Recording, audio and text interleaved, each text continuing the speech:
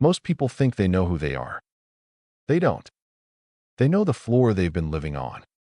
They wake up anxious, defensive, chasing approval, numbing themselves at night, and they assume that's just life, just how things are, just how they are. But it's not life. It's altitude. Imagine living your entire life in the basement of a house and never realizing there are windows, or stairs, or a rooftop where the sky touches your skin. You'd decorate the basement. You'd normalize the darkness. You'd build philosophies around the damp air and call it realism. That's what most of us do with consciousness. This book is not here to shame you for where you are. Every floor exists for a reason. Every level once kept you safe. The house of consciousness is a map, not a hierarchy of good and bad, but a developmental journey from survival to spaciousness, from clenching to opening, from bracing against life to meeting it with your hands unclenched. You don't transcend floors. You visit them, understand them, and stop confusing them for your identity. In these pages, you're not being asked to escape your humanity or meditate your way out of pain. You're being invited on a guided tour, basement to rooftop, with practical tools for each level and deep compassion for why you stayed where you did. You may recognize yourself immediately. You may feel exposed. You may feel relieved. Good. That means you're standing at the stairs. Introduction: you've been living on one floor. You feel like life is just like this, but it's actually the level you're on. Life sometimes feels like a routine, something predetermined that we must follow each day. We wake up, go through our tasks, and fall into patterns that feel unchanging. This feeling often comes from our current level of awareness. When we see the world through only one lens, we miss out on other possibilities. Imagine looking through a single window to a vast landscape. You only see what's directly in front of you, and not the beauty that lies beyond. This limited perspective can make life feel monotonous and constraining, but it doesn't have to be that way. Many factors contribute to staying at this level. Our upbringing, societal expectations, and even our personal fears can hold us back. We may have been taught to view life in a particular way, leading us to think that our circumstances are fixed and unchangeable. The reality is that there is a world of different experiences and possibilities just outside this narrow viewpoint. Recognizing that we often confine ourselves to one level of awareness is crucial. It allows us to ask ourselves deeper questions about our lives and choices, prompting us to seek more meaningful experiences. Breaking free from survival mode starts with awareness. When you acknowledge that your life doesn't have to be just like this, you open a door to transformation. You take a moment to reflect and realize there is more to your existence than simply going through the motions. This recognition can be both liberating and intimidating. It means letting go of familiar patterns and being open to change, something that often causes discomfort. Yet, it's also an invitation to explore new avenues and grow. This journey sometimes requires courage. You may feel vulnerable as you step into the unknown. Asking yourself questions can be helpful here. What dreams have I put aside? What am I truly passionate about? How can I take small steps towards something bigger? Moving forward often means shifting your focus from mere survival to living fully. It involves embracing the idea that life is not just about existing, but about thriving in different ways. As you begin this exploration, look for opportunities that expand your perspective. Engage with new people, read diverse books, or try activities outside your comfort zone. These experiences can help you elevate your awareness. Each small change can bring fresh insights and inspire you to live more fully. Remember, the journey is personal. It's about finding what resonates with you and trusting in the process. With every step you take, you'll find yourself moving closer to a life that feels fulfilling and meaningful. Start by cultivating a mindset of curiosity. Embrace the idea that your current level doesn't define your entire existence. Challenge the beliefs that keep you rooted in one place. Allow yourself to dream bigger and reach for what truly inspires you. This might not happen overnight, but small shifts in perception can make a world of difference over time. Introduce the house of consciousness metaphor. Picture your life as a house, stretching up through several floors. Each floor is a different part of your consciousness, where your thoughts, feelings, and experiences live. Some floors are crowded and noisy, filled with everyday worries and busy routines. Others are quiet, open spaces where insight and peace can grow. This house is not just a building, but a way to see how your mind and heart work together throughout the day. On the ground floor, you might find yourself dealing with the basics: survival, safety, simple needs. This is where much of daily life happens. Your attention goes here naturally. It's a place of strong emotions like fear, stress, or anxiety because that floor is where the urgent things yelp for attention. It's easy to feel stuck here, as if this is the whole house, when really, there are many floors waiting to be discovered. Most people spend the majority of their time on this first floor, sometimes called the survival floor. It's where the mind focuses on what's immediate: paying bills, meeting deadlines, managing family needs, or facing fears that demand quick action. This floor serves a purpose. It keeps you safe and grounded. But staying here too long can make life feel heavy, limited, and stressful. When your mind fixates on danger or what's unfinished, it's like hustling in a crowded room with no window to breathe. Many never look beyond this first floor because it seems familiar and real. From this view, life is mostly about avoiding failure, meeting expectations, or solving problems. Yet, this floor does not hold the whole story of who you are. There are higher floors in the house of consciousness that offer rest, clarity, and a chance to see beyond worry and survival instincts. These upper levels invite a way of living that feels lighter, freer, and more connected to what truly matters. Understanding that your mind can move between these floors helps you recognize when you are caught in anxious or reactive thoughts and when you might lift yourself to a calmer or wiser perspective. Living consciously means being aware of which floor you're on and knowing you have the choice to climb higher or step back when needed. That realization softens the tight grip holding you on the busy first floor and opens the door to a fuller experience of life. Try this. When you feel overwhelmed or stuck, pause and imagine yourself stepping out of the crowded ground floor. Picture moving up the stairs, letting go of worries, and entering a quieter space within your mind. It might be a small breath of calm or a moment of kindness toward yourself. This gentle shift is the first step in learning to live on all floors of your house, not just the one that shouts the loudest. This book is designed to be a journey you walk through, step by step. It's like a tour of your own inner space, starting deep below and moving upward, revealing parts of yourself that often stay hidden. Think of it as climbing a ladder, where each level offers new insights and greater freedom. You don't need to rush or rush past anything. Instead, the focus is on moving at your pace, taking time to notice what comes up along the way. When you think of this book as a guided tour, imagine walking through a house. The basement might represent your deepest fears or struggles, those feelings you hide away because they seem uncomfortable or even overwhelming. Moving upward, you'd encounter different floors, each symbolizing different aspects of your mind and emotions. The middle levels might be about your daily thoughts, habits, and beliefs, while the higher floors could be about your hopes, dreams, and sense of purpose. The rooftop is where you find clarity, peace, and a sense of being truly alive, open to everything around you. This approach helps you see yourself as a whole, not just fragments. Each step is a gentle invitation to understand and accept what you find.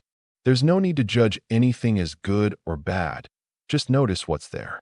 Sometimes, the path takes us through difficult feelings or memories, but each one has something to teach us.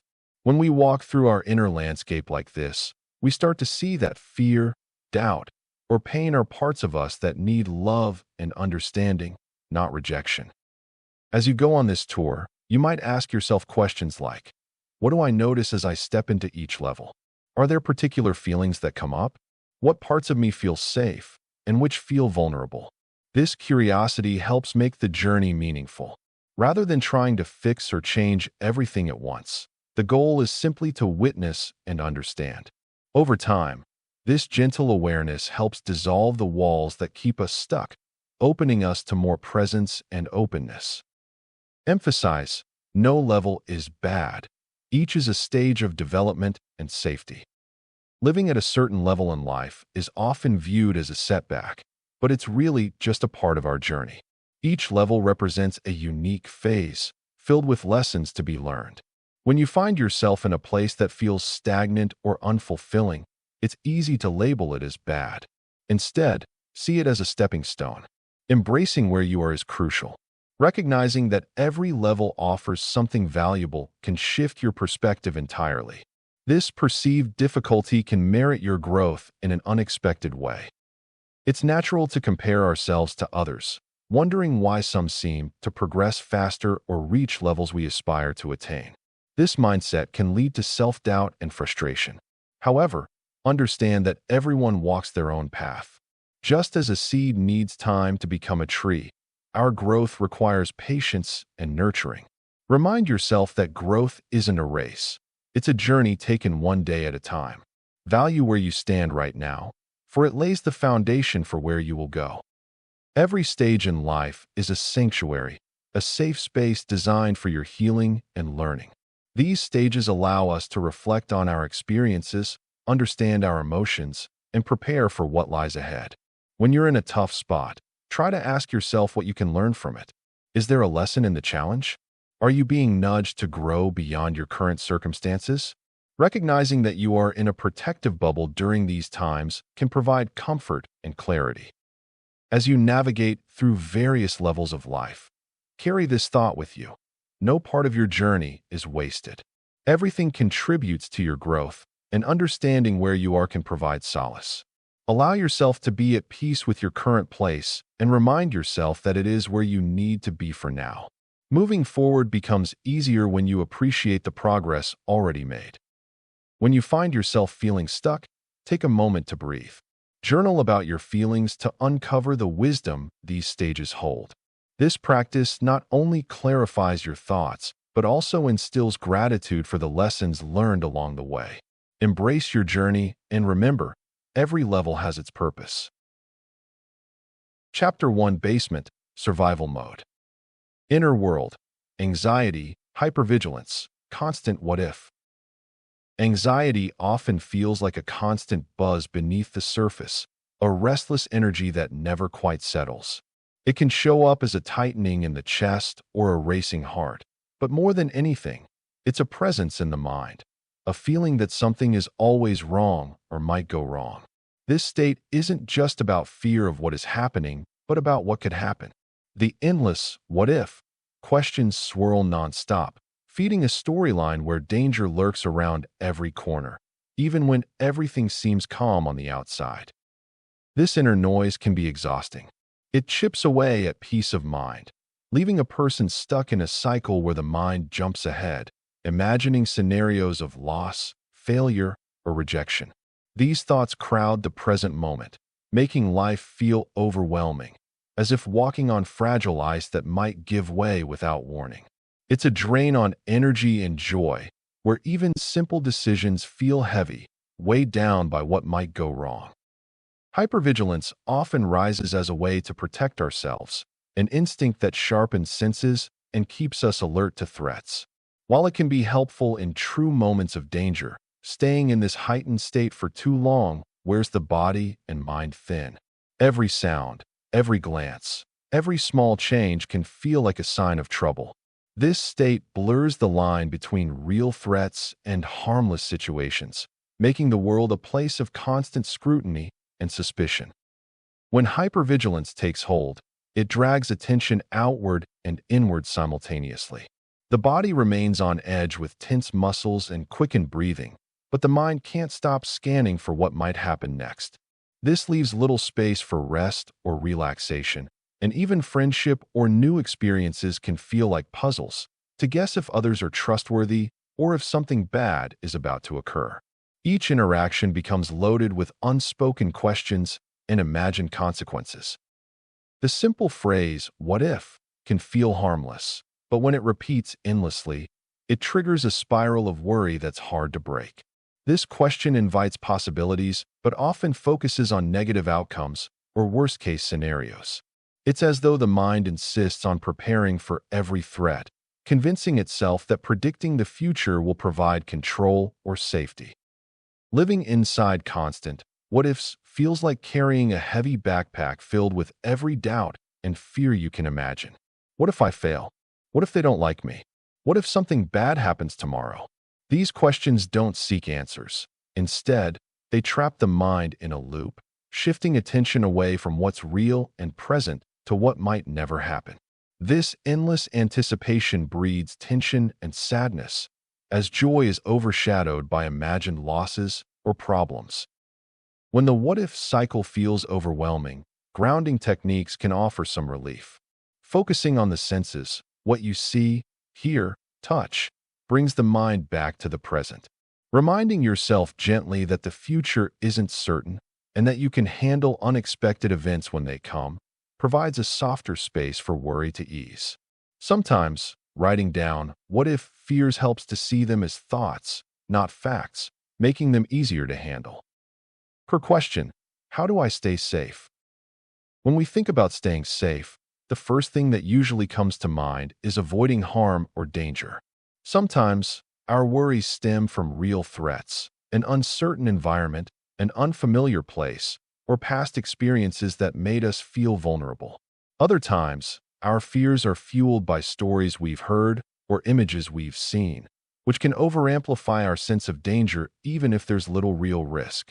Recognizing where our concerns originate is a gentle step toward managing them. Many of us respond instinctively, reacting with heightened senses or quick reactions, often without fully understanding why. These reactions come from a deeply rooted desire to protect ourselves and those we care about, guiding us to seek safety and comfort above all else. These natural responses are shaped by our history, environment, and personal experiences. For example, if you grew up in a neighborhood where safety was a constant concern, you might be more alert to potential threats even in calmer situations. If you've been through a difficult or traumatic event, your mind may automatically scan for danger as a way to prevent future harm. These responses are not wrong or bad. They are built into us to help us survive. But sometimes, they can lead to exaggerated fears or overly cautious behavior that makes everyday life more stressful. Understanding this means seeing safety not as a one-size-fits-all goal, but as a dynamic feeling influenced by many small factors inside us. Our initial reactions often include signals like a rapid heartbeat, sweaty palms, or a racing mind. These signs are part of the body's emergency system, called the fight-or-flight response, that's always ready to spring into action when we sense danger. While this response can be life-saving in real emergencies, it can also set off when there's no actual threat, just a loud noise, a tense conversation, or even just feeling overwhelmed. Noticing when these signals happen and identifying what triggered them can help us see that our reactions, while deeply ingrained, are not always based on present facts. This awareness provides a small moment of space where we can choose how to respond rather than just reacting automatically. After understanding where our fears come from, the next step is to cultivate gentle awareness. This doesn't mean trying to control or suppress our reactions, but simply noticing them with kindness. When a sense of danger bubbles up, instead of fighting it or trying to push it away, pause for a moment and observe what's happening inside. Feel the tension in your muscles, the quickness of your breath, or the thoughts that flicker through your mind. This kind of noticing is like giving yourself a soft touch, a gentle acknowledgement that says, "I see you, but you don't have to take over." As you practice this, you begin to create space between your instinctive response and how you choose to act on it. One practical way to start is to focus on your breath. Take a few deep, slow breaths, paying close attention to the sensation of air moving in and out. Notice how your chest rises and falls, how the air feels cool entering your nostrils, or the warmth as you exhale. This simple act can ground you in the present moment and help quiet the storm of survival signals. Even just a few moments of this gentle focus can shift your perspective from reacting to responding. Over time, This practice builds resilience, making it easier to remain calm when fears pop up. When you find yourself responding with heightened alarm, remember that your presence and awareness can serve as anchors in the midst of chaos. In essence, safety isn't a constant state, but a dance between awareness and calmness. It's about learning to recognize your internal signals and giving yourself permission to breathe through them. Sometimes, safety also means knowing when to step back or seek support. A kind word from a friend, a moment of quiet reflection, or simply taking a break can steady your nerves. When inner tension begins to rise, remind yourself that it is okay to go slowly and to prioritize your well-being. Small, consistent moments of gentle awareness, like tuning into your breath or naming your feelings, can strengthen your ability to stay steady, even when external circumstances threaten to shake you. Remember, staying safe isn't about eliminating all risks, but about developing a kind and clear awareness of what's happening inside you. Trust your ability to notice, breathe, and choose the next step. This creates a foundation of calm that can support you through the many moments when fear tries to take over. Sometimes, the most powerful safeguard is simply giving yourself permission to pause and to meet your experience with curiosity and compassion. In doing so, you build a quiet strength that stays with you long after the moment has passed. Patterns: overthinking money, conflict avoidance, or explosions, numbing. Many of us find ourselves trapped in a cycle of overthinking when it comes to money. This pattern isn't just about balancing budgets or worrying about expenses. It often spirals deeper into our emotions and daily lives. The fear of scarcity looms large, causing us to second-guess every financial decision we make. We replay conversations in our minds, fixate on past mistakes, and constantly compare ourselves to others. Each thought feels heavier than the last, weighing us down and keeping us in a constant state of anxiety. This overthinking doesn't just limit our financial freedom, it also keeps us in survival mode. When we focus so much on what could go wrong, we lose sight of opportunities that could lead to growth or improvement. Instead of taking small risks that could benefit us, we remain anchored to what feels safe and familiar. This safety can be comforting, but often leads to stagnation. Living in survival mode is exhausting. It makes every financial decision feel monumental and paralyzes us from making any moves forward. Conflict avoidance is another common pattern that many of us engage in, particularly when it comes to discussing money. We often sidestep difficult conversations with loved ones or colleagues, fearing that these discussions will lead to arguments or tensions. This avoidance might bring short-term relief, but it often builds resentment and misunderstanding. When money is involved, the stakes feel even higher. Instead of addressing uncomfortable truths, we might choose silence, leading to a buildup of unresolved feelings and stress. Numbing is a related behavior that serves as a coping mechanism. Some might find themselves overspending to distract from deeper emotional issues, while others might avoid engaging with their finances entirely. This can look like ignoring bank statements or rationalizing away debt. The numbing does not resolve the underlying issues we face. Instead, it creates a temporary escape that often leads to bigger problems down the line. Facing our financial realities can be daunting, but avoiding them only magnifies the challenge, keeping us from moving towards stability and security. Understanding these patterns is a crucial step toward change. By acknowledging how overthinking, conflict avoidance, and numbing behavior influence our relationship with money, we can start to break free from these cycles. Take time to reflect on your own habits. Notice when you are overanalyzing a decision or hesitating to engage in important conversations. This awareness is empowering. It allows you to choose differently, stepping into a space where growth is possible. Engage with your feelings and recognize what lies beneath the surface of your financial behaviors.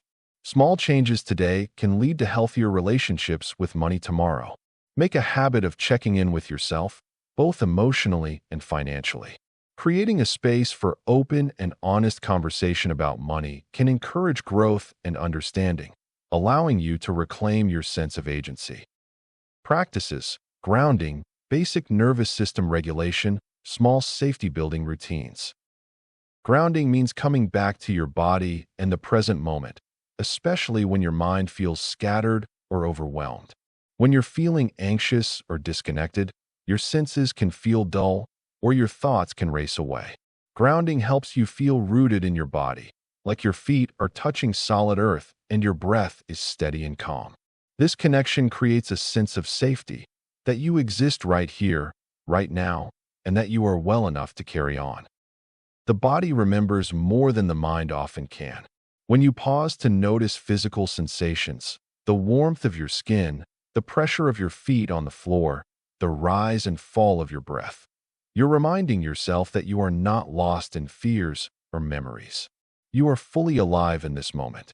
This simple awareness builds a quiet strength inside, a gentle shield against stress and chaos. Grounding is not about escaping difficult emotions, but about meeting them without getting swept away. It creates a space where you can observe how you feel, without judgment or the need to fix anything immediately. You regain control over where your attention lands, which makes a big difference when the world feels unsteady. Your nervous system is like a delicate balance beam, always adjusting to the signals it receives. When life feels overwhelming, it can tip into fight, flight, or freeze modes. Small, steady practices bring it back to a calmer, more centered state. One way is through slow, intentional breathing. When you breathe deeply and evenly, it tells your nervous system that you are safe. Try breathing in for 4 counts, hold for a moment, then breathe out for 6 counts. Repeating this cycle can soothe your body and mind quietly but firmly. Movement also offers a powerful way to settle your nervous system. Gentle stretches, walking barefoot on grass, or even just feeling the texture of a soft blanket can signal that the world is safe in this moment. These small interactions with your environment remind your body that it can relax. Touch and motion do more than distract. They anchor you to your senses and ease tension. Building safety feels like laying bricks in a wall. You don't need grand gestures or long practices.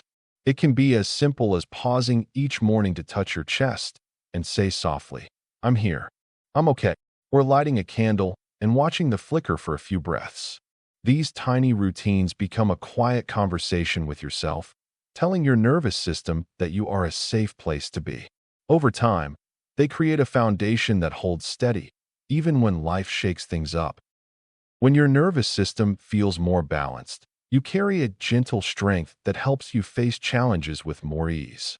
You don't need to wait for overwhelming moments to practice these skills. The more they become part of your daily life, the more your body learns what safety feels like.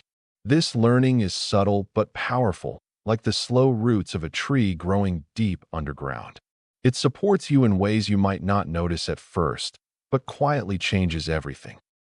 Try to notice one moment today where you can bring yourself back into your body, feeling your feet on the floor or your breath moving in and out. Even this small step can shift your nervous system toward calm and safety. Every time you return to these simple routines, you're reminding yourself that you are always present, always grounded, and capable of resting into your own strength. Chapter 2: Ground Floor, Story Mode. Inner world, obsessed with image, success, being enough. From a young age, many of us start building stories about who we are based on our appearances and achievements. These stories tell us that our worth depends on how we look or what we accomplish. We might hear things like, "Only successful people are valued," or "You need to look a certain way to be accepted." Over time, these messages become part of our inner voice, shaping our thoughts day after day. We begin to believe that if we don't meet certain standards, we aren't truly enough. This continuous internal dialogue keeps us caught in a cycle of seeking validation outside ourselves, never feeling quite satisfied or enough. Our inner stories often create a mirror we constantly look into, comparing ourselves against others. When we see someone with more success or a better image, it fuels the feeling of inadequacy within us. We think, "If only I had that, then I'd be enough." Success becomes a moving goalpost. One achievement leads to the next, and our sense of self hangs in the balance. That sense of being enough becomes tied to external factors, which are always changing. This attachment to outer approval makes us forget that true worth is not something earned or measured by outside standards, but something already present within.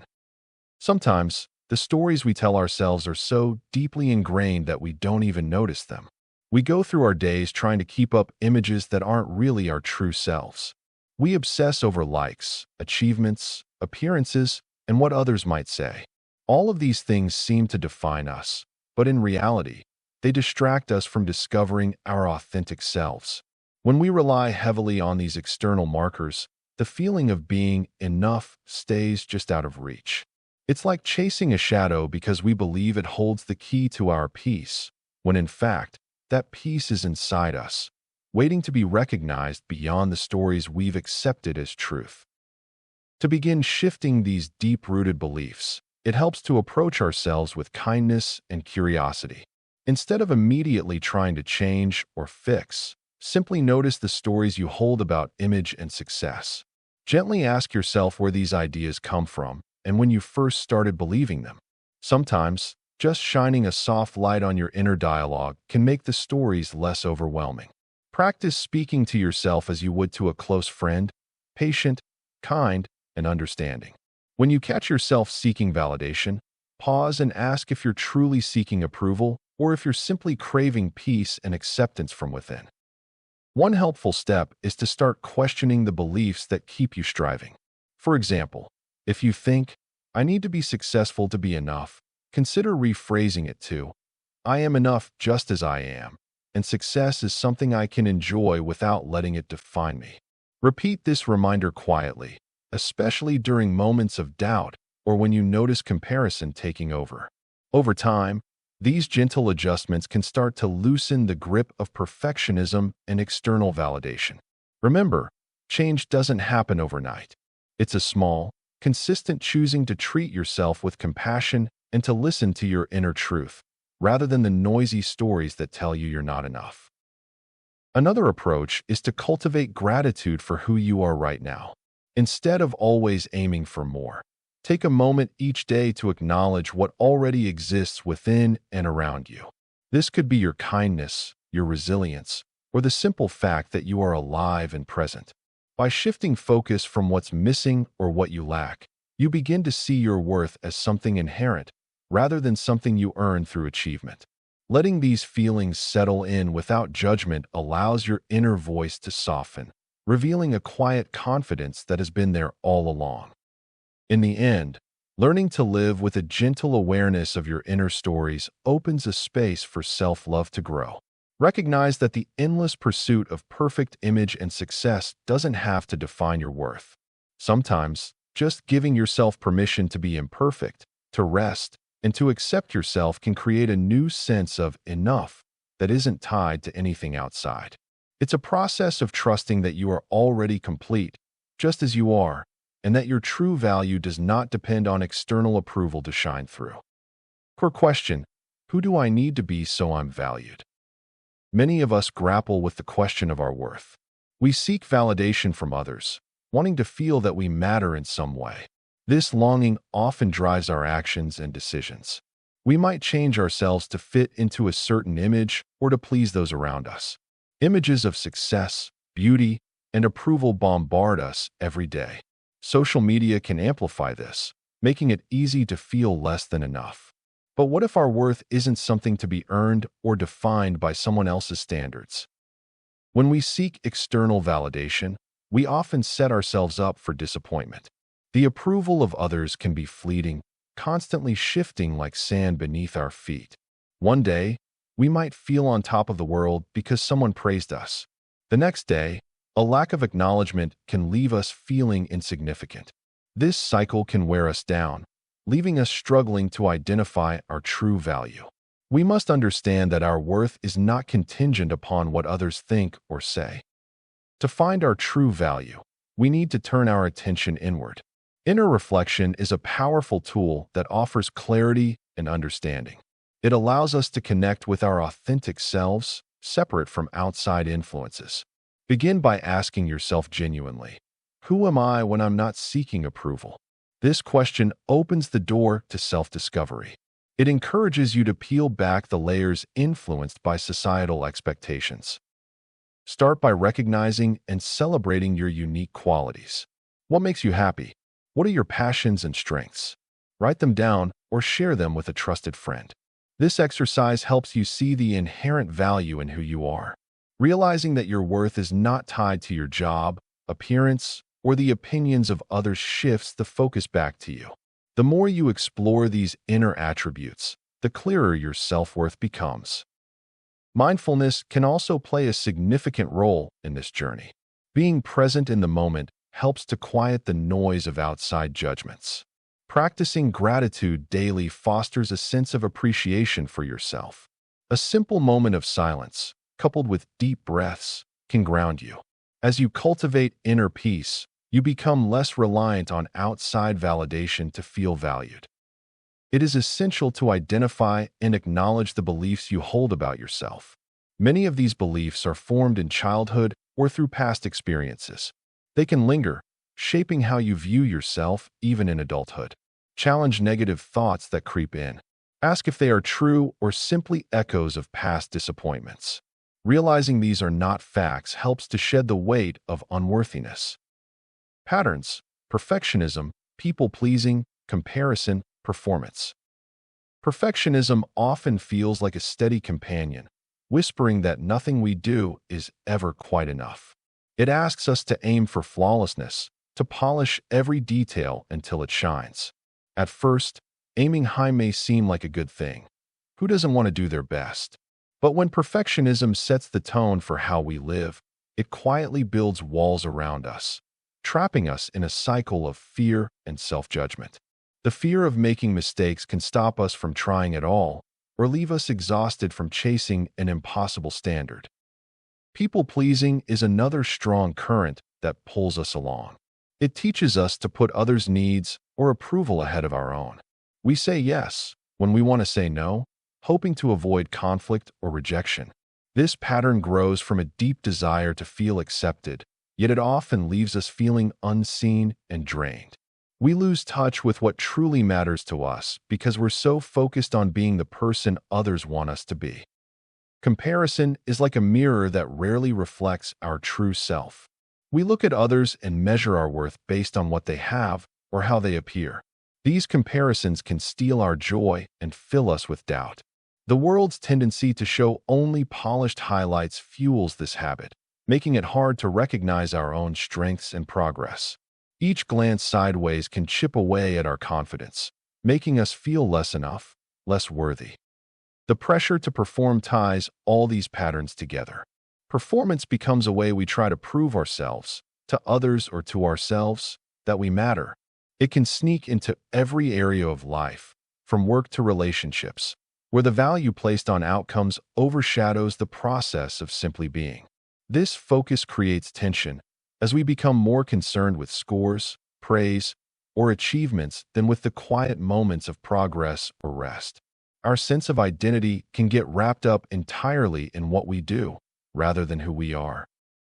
These patterns hold tight because they promise safety. If we are perfect, liked, better than others, or always successful, then we won't be rejected or fail. But the truth is, these habits can keep us stuck in a loop where real freedom and peace feel just out of reach. When perfectionism rules, we can't see our own imperfections as part of being human. When people-pleasing dominates, our true voice gets lost in the noise of external expectations.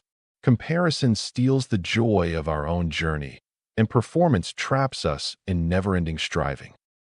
Loosening their grip starts with noticing how they show up in everyday moments. It might mean catching the harsh inner voice that says, "You're not doing this right," or feeling the pull to agree even when you're exhausted. A simple step is to remind yourself that your worth isn't tied to results or others' approval. You can practice small acts of self-kindness, like setting a gentle boundary or pausing to appreciate a task just for what it is, without judgment. When you notice comparison creeping in, try shifting focus to your own growth, however small. Celebrate progress, even if it's not visible to the outside world. Accepting imperfection doesn't mean giving up. It means creating space for growth without the harsh soundtrack of blame. Everyone's journey moves at its own pace, and recognizing that helps ease the pressure to perform constantly. One way to bring ease is to embrace the idea that you are enough just as you are, not because of what you do or how others see you. This simple truth can act like a quiet anchor in moments when these patterns feel overwhelming. Without turning them off suddenly, allowing yourself to feel without immediately reacting begins to loosen the tight grip they have on your days. Over time, this gentle awareness invites new habits where freedom begins to bloom from simply being allowed to be imperfect, to be yourself, and to live without constant comparison or striving. Try this. When you catch yourself caught in one of these patterns, pause and take 3 slow breaths. Notice what you're feeling and where that feeling lives in your body. Acknowledge it without judgment, then remind yourself that this moment doesn't define you. These small pauses can start to rewrite the way these patterns influence your life, opening a path toward more peace and presence. Practices: spotting ego stories. Thought equals story, not fact. Beginning boundary work. Our minds are doing a constant dance, thinking, narrating, interpreting. Sometimes these stories feel real, solid, and unchangeable, but often they originate from the ego's storytelling, not from the truth of what is happening. The first step in working with these stories is learning to recognize when your mind is spinning stories from your ego instead of reflecting reality. Notice the language your thoughts use. Are they full of blame, judgment, or comparisons? Phrases like, "they always do this," or "I can't believe I'm so useless," are clues that your ego is shaping a story, turning a moment or feeling into a fixed narrative. When you start to see these stories as separate from the actual event, it becomes easier to step back and ask yourself, is this really the fact? Or is it a story I've created? Recognizing when the mind is spinning tales helps create space between the thought and your response. It's like watching a movie and realizing, oh, that's just a story, not the whole truth. This simple act of awareness allows you to loosen the grip of the ego and see things in a clearer, more honest light. The more you practice spotting ego stories, the more you begin to liberate yourself from being ruled by them. Developing an understanding that thought is story, not fact, is a powerful tool. When a difficult thought arises, say, worry about a disagreement, you can remind yourself, this is just a story I'm telling myself about what might happen. Thought patterns often repeat, reinforcing fears or judgments that aren't grounded in reality. By catching these patterns early, you have a chance to choose how to respond instead of reacting automatically. Over time, this awareness nurtures a kind of mental clarity, like cleaning a foggy window to see what's truly behind it. Instead of believing every thought is true, start to question it gently. Is this story helping me or hurting me? Is it grounded in facts, or is it a narrative I picked up from my ego? The more you practice, the easier it becomes to see past stories and step into your true self, free from the distortions of the ego. Remember, every time you catch a story and see it as just that, story, you're reclaiming your peace and clarity. Starting boundary work is about gently establishing limits around your thoughts and energy. It begins with becoming aware of where your mind is hovering or jumping into old stories. Once you notice this, offer yourself a small boundary. It might be simply pausing before jumping into an emotional reaction or giving yourself space to breathe when overwhelmed. Boundary work isn't about rigid rules or denying your feelings. It's about honoring your true self enough to hold a quiet space for clarity and kindness. For example, if a thought says, "I can't handle this," you might gently respond with, "This is just a thought, not the whole truth." Or, if someone's words trigger a story of being wronged, set a mental boundary by telling yourself, "I don't need to carry this story right now." Tiny limits like these create a buffer, an emotional pause, allowing you to choose your response instead of blindly reacting. Boundary work also includes recognizing when external influences drain your energy or pull you out of your center. It's okay to say no, to step back, or to silence noisy thoughts. These small acts build a foundation for stronger inner boundaries, helping you stay connected to your core, even amidst chaos. In time, boundary work becomes a gentle habit, an act of respect for yourself and your process. Practicing these steps consistently, with patience, creates a new way of being. As you develop the skill to spot ego stories early, you start to take control of the narratives that run your mind. Remember that the goal isn't perfection, but awareness. Each moment of noticing is a small victory, a chance to return to your center. When you add boundary work, you create space for calm and clarity to grow. These can be simple but powerful acts. Pausing before reacting, reminding yourself that thoughts are stories, and gently setting limits around what you allow to influence your mood and energy. Over time, you'll find that your mind is less caught in endless stories and more anchored in the quiet strength of presence. Keep practicing, stay gentle with yourself, and watch how even small steps bring more awareness and peace into your daily life. Chapter 3, First Floor, The Noticer. Inner World, Curiosity about your own mind. Curiosity about your own mind can feel like an invitation to a treasure hunt. Each thought, feeling, and memory is like a clue that leads you deeper into understanding yourself. You might begin by observing the moments when you feel a surge of emotion. Pause and ask yourself, what triggered this feeling? This practice can be as simple as noting down the emotion and reflecting on it later. Over time, you will find that attention to your internal landscape becomes easier. Cultivating curiosity about your thoughts often starts with awareness. When a thought pops into your mind, instead of pushing it aside or judging it, take a moment to acknowledge it. You may even want to visualize your thoughts as clouds drifting by. This simple exercise lets you see thoughts come and go without becoming attached to them. Through this process, you'll gradually notice the patterns in your thinking, which can reveal much about how you relate to the world. Your inner world is rich and complex. Sometimes, questions arise that demand deeper reflection. Why do you react a certain way in certain situations? What beliefs shape your decisions? Questioning your thoughts and feelings opens the door to insights that can lead to personal growth.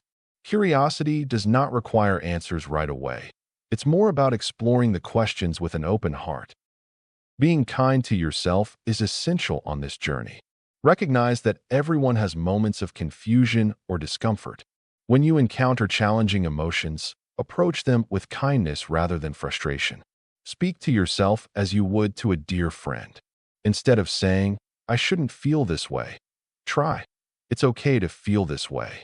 This shift in language makes it easier to accept your emotions, allowing for deeper introspection. Patience plays a significant role in nurturing your curiosity. Change doesn't happen overnight, and understanding yourself is a lifelong endeavor. Celebrate small breakthroughs, whether it's recognizing a thought pattern or identifying feelings in a moment of stress.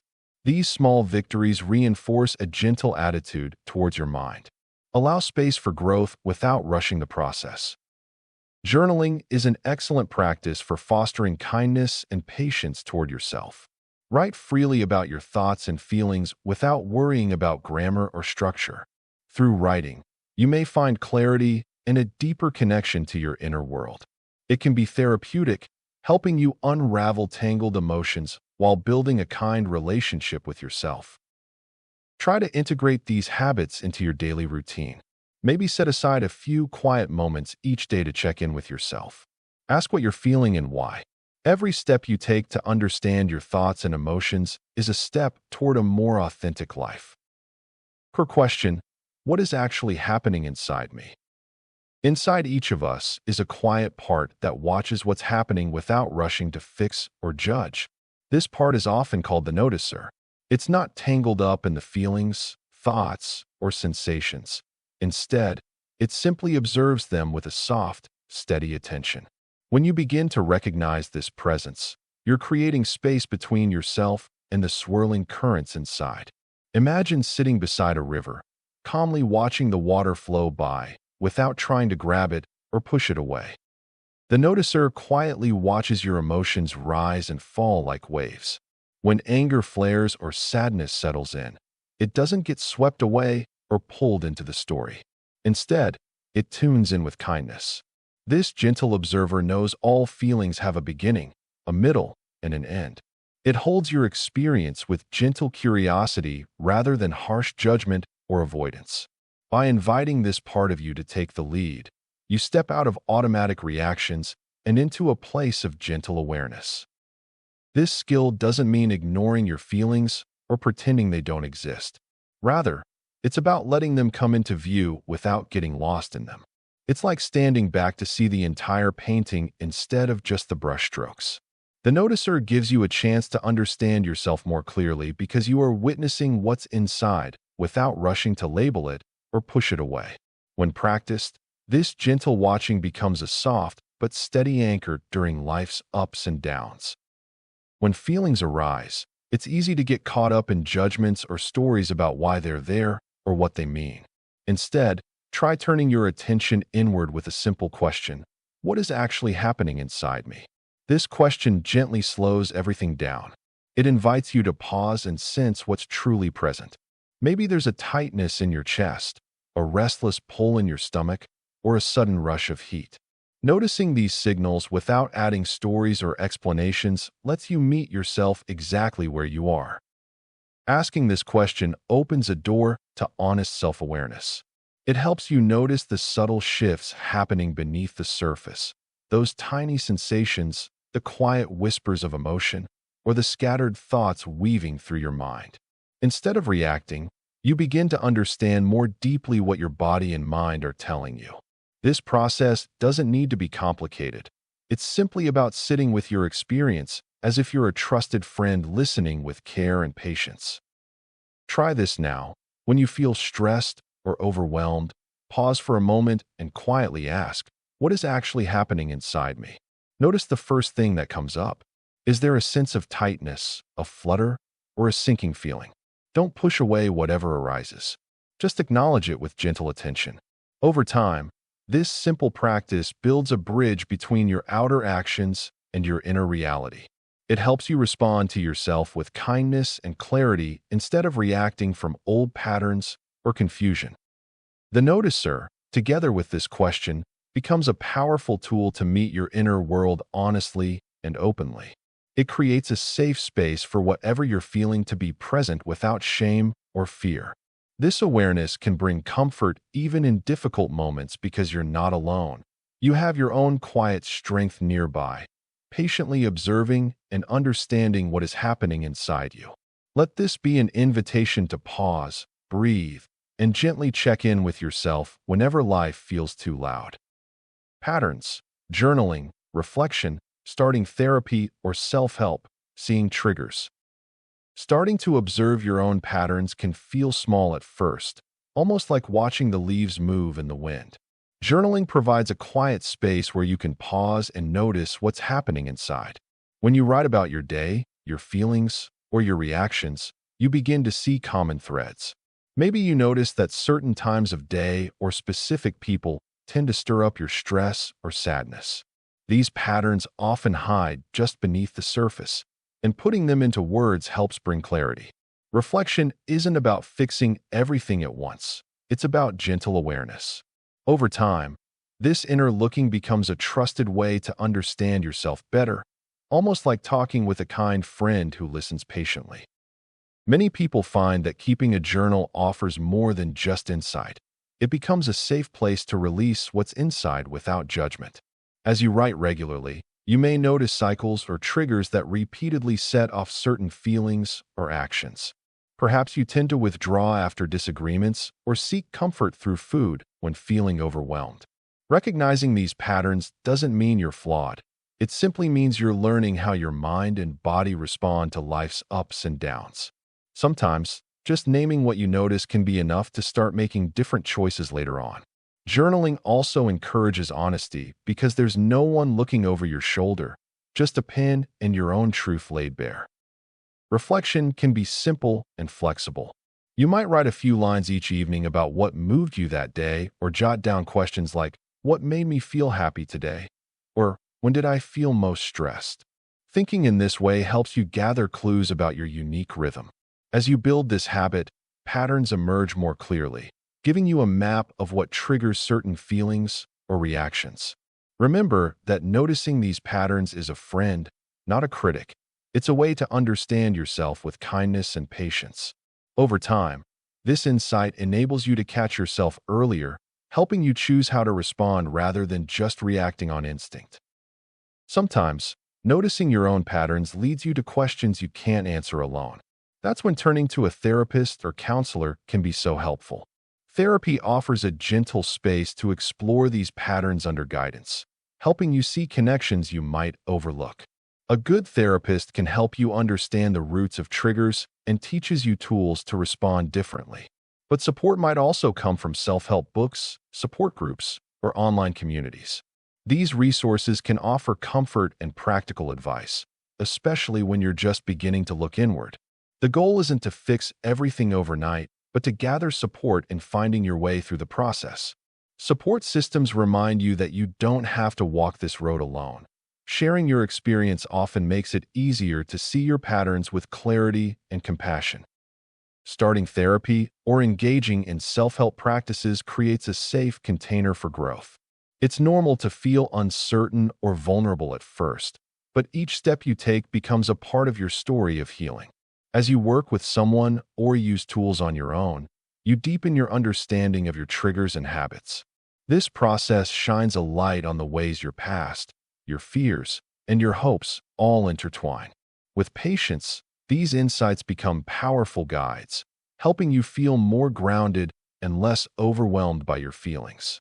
Consider these practices as gentle companions on your path, offering both understanding and encouragement as you uncover what lies beneath the surface. A practical tip to support your journey. Keep a small notebook or an app handy to jot down moments when you notice your triggers or emotional reactions. When you catch yourself feeling upset, angry, or anxious, take a minute to write what happened and how you responded. Over days or weeks, review these notes to see patterns. This simple act can help you become more aware and prepare you to handle challenging emotions with more kindness toward yourself. Remember, recording triggers isn't about judging. Think of it as collecting clues that will guide you toward greater understanding and peace. Practices, observer exercises, thought labeling, pattern mapping. This involves sitting quietly and noticing what arises in your mind.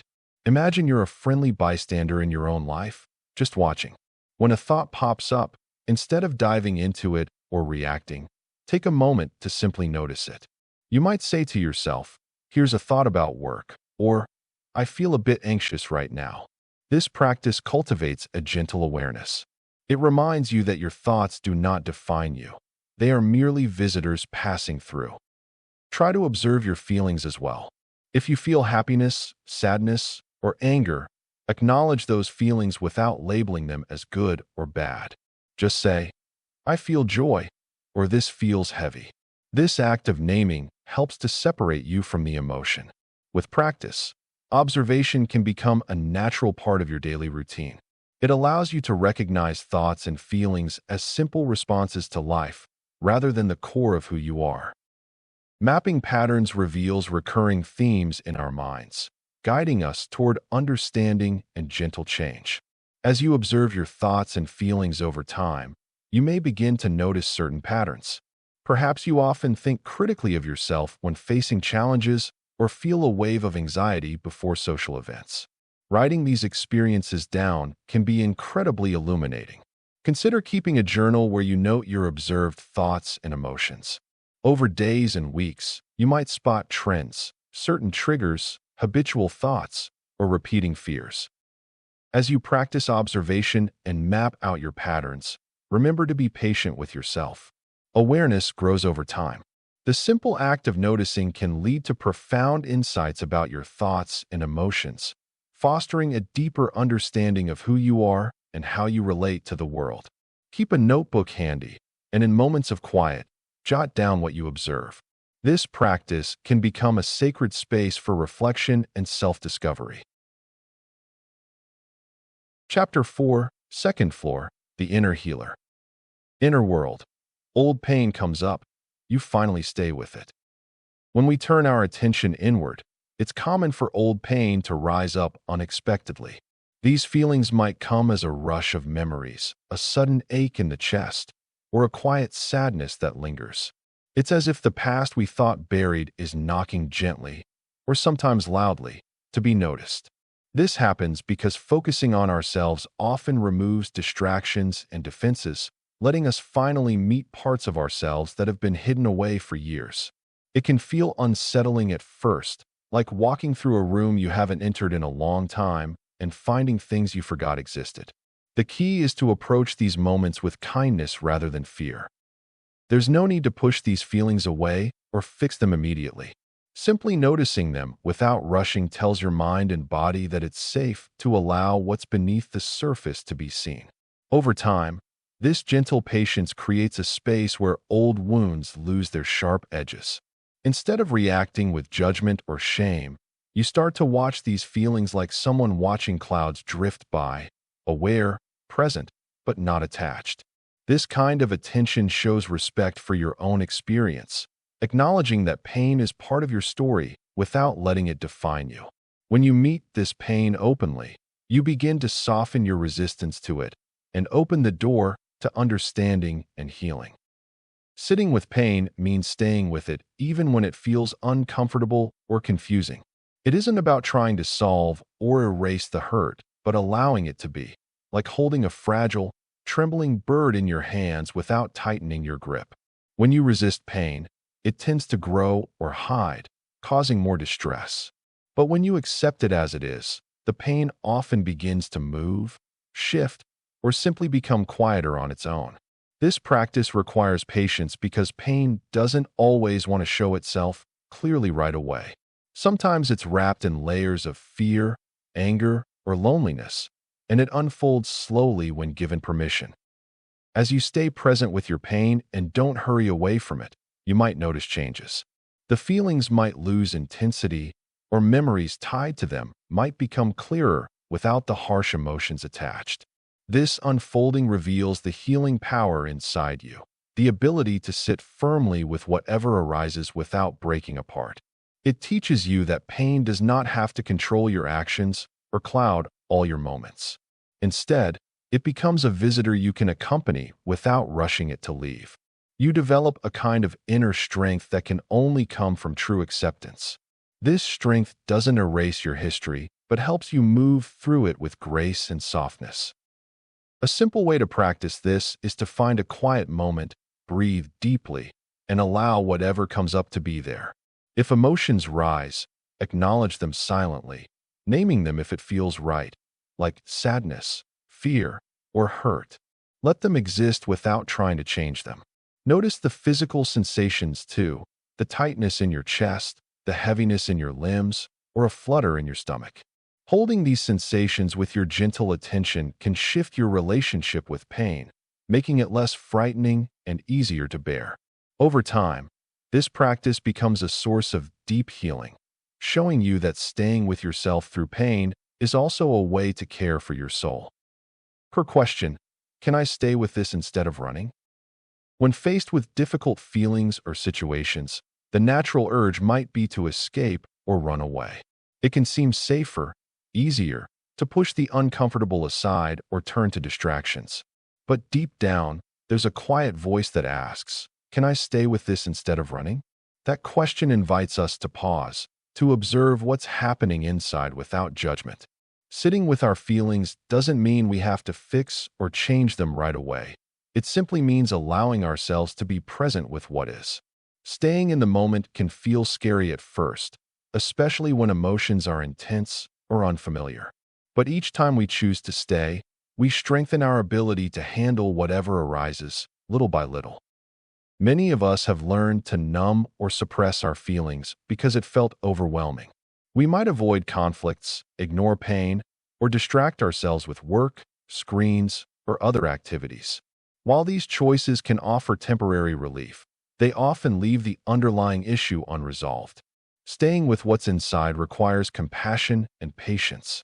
It's about gently noticing the sensations, thoughts, or emotions without pushing them away or clinging to them.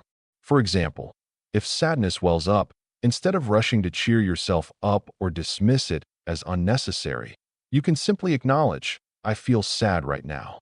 Allow this acknowledgement to be a doorway into understanding yourself more deeply. Over time, this practice builds trust in your ability to sit with discomfort and find calm within it. To help make staying easier, start by creating a safe space inwardly and outwardly. Find a quiet moment, even a few minutes, where you won't be disturbed. Take a few slow, deep breaths and pay attention to your body. Notice where tension or tightness might be hiding. Instead of trying to change what you notice, just observe it like a friend listening patiently. If your mind wanders or you feel overwhelmed, gently bring your attention back to the breath or your feeling of sitting. Remember, this practice isn't about perfection or never feeling uncomfortable. It's about building the habit of staying present, no matter what. Over time, you may find that the urge to run diminishes because staying feels less threatening and more familiar.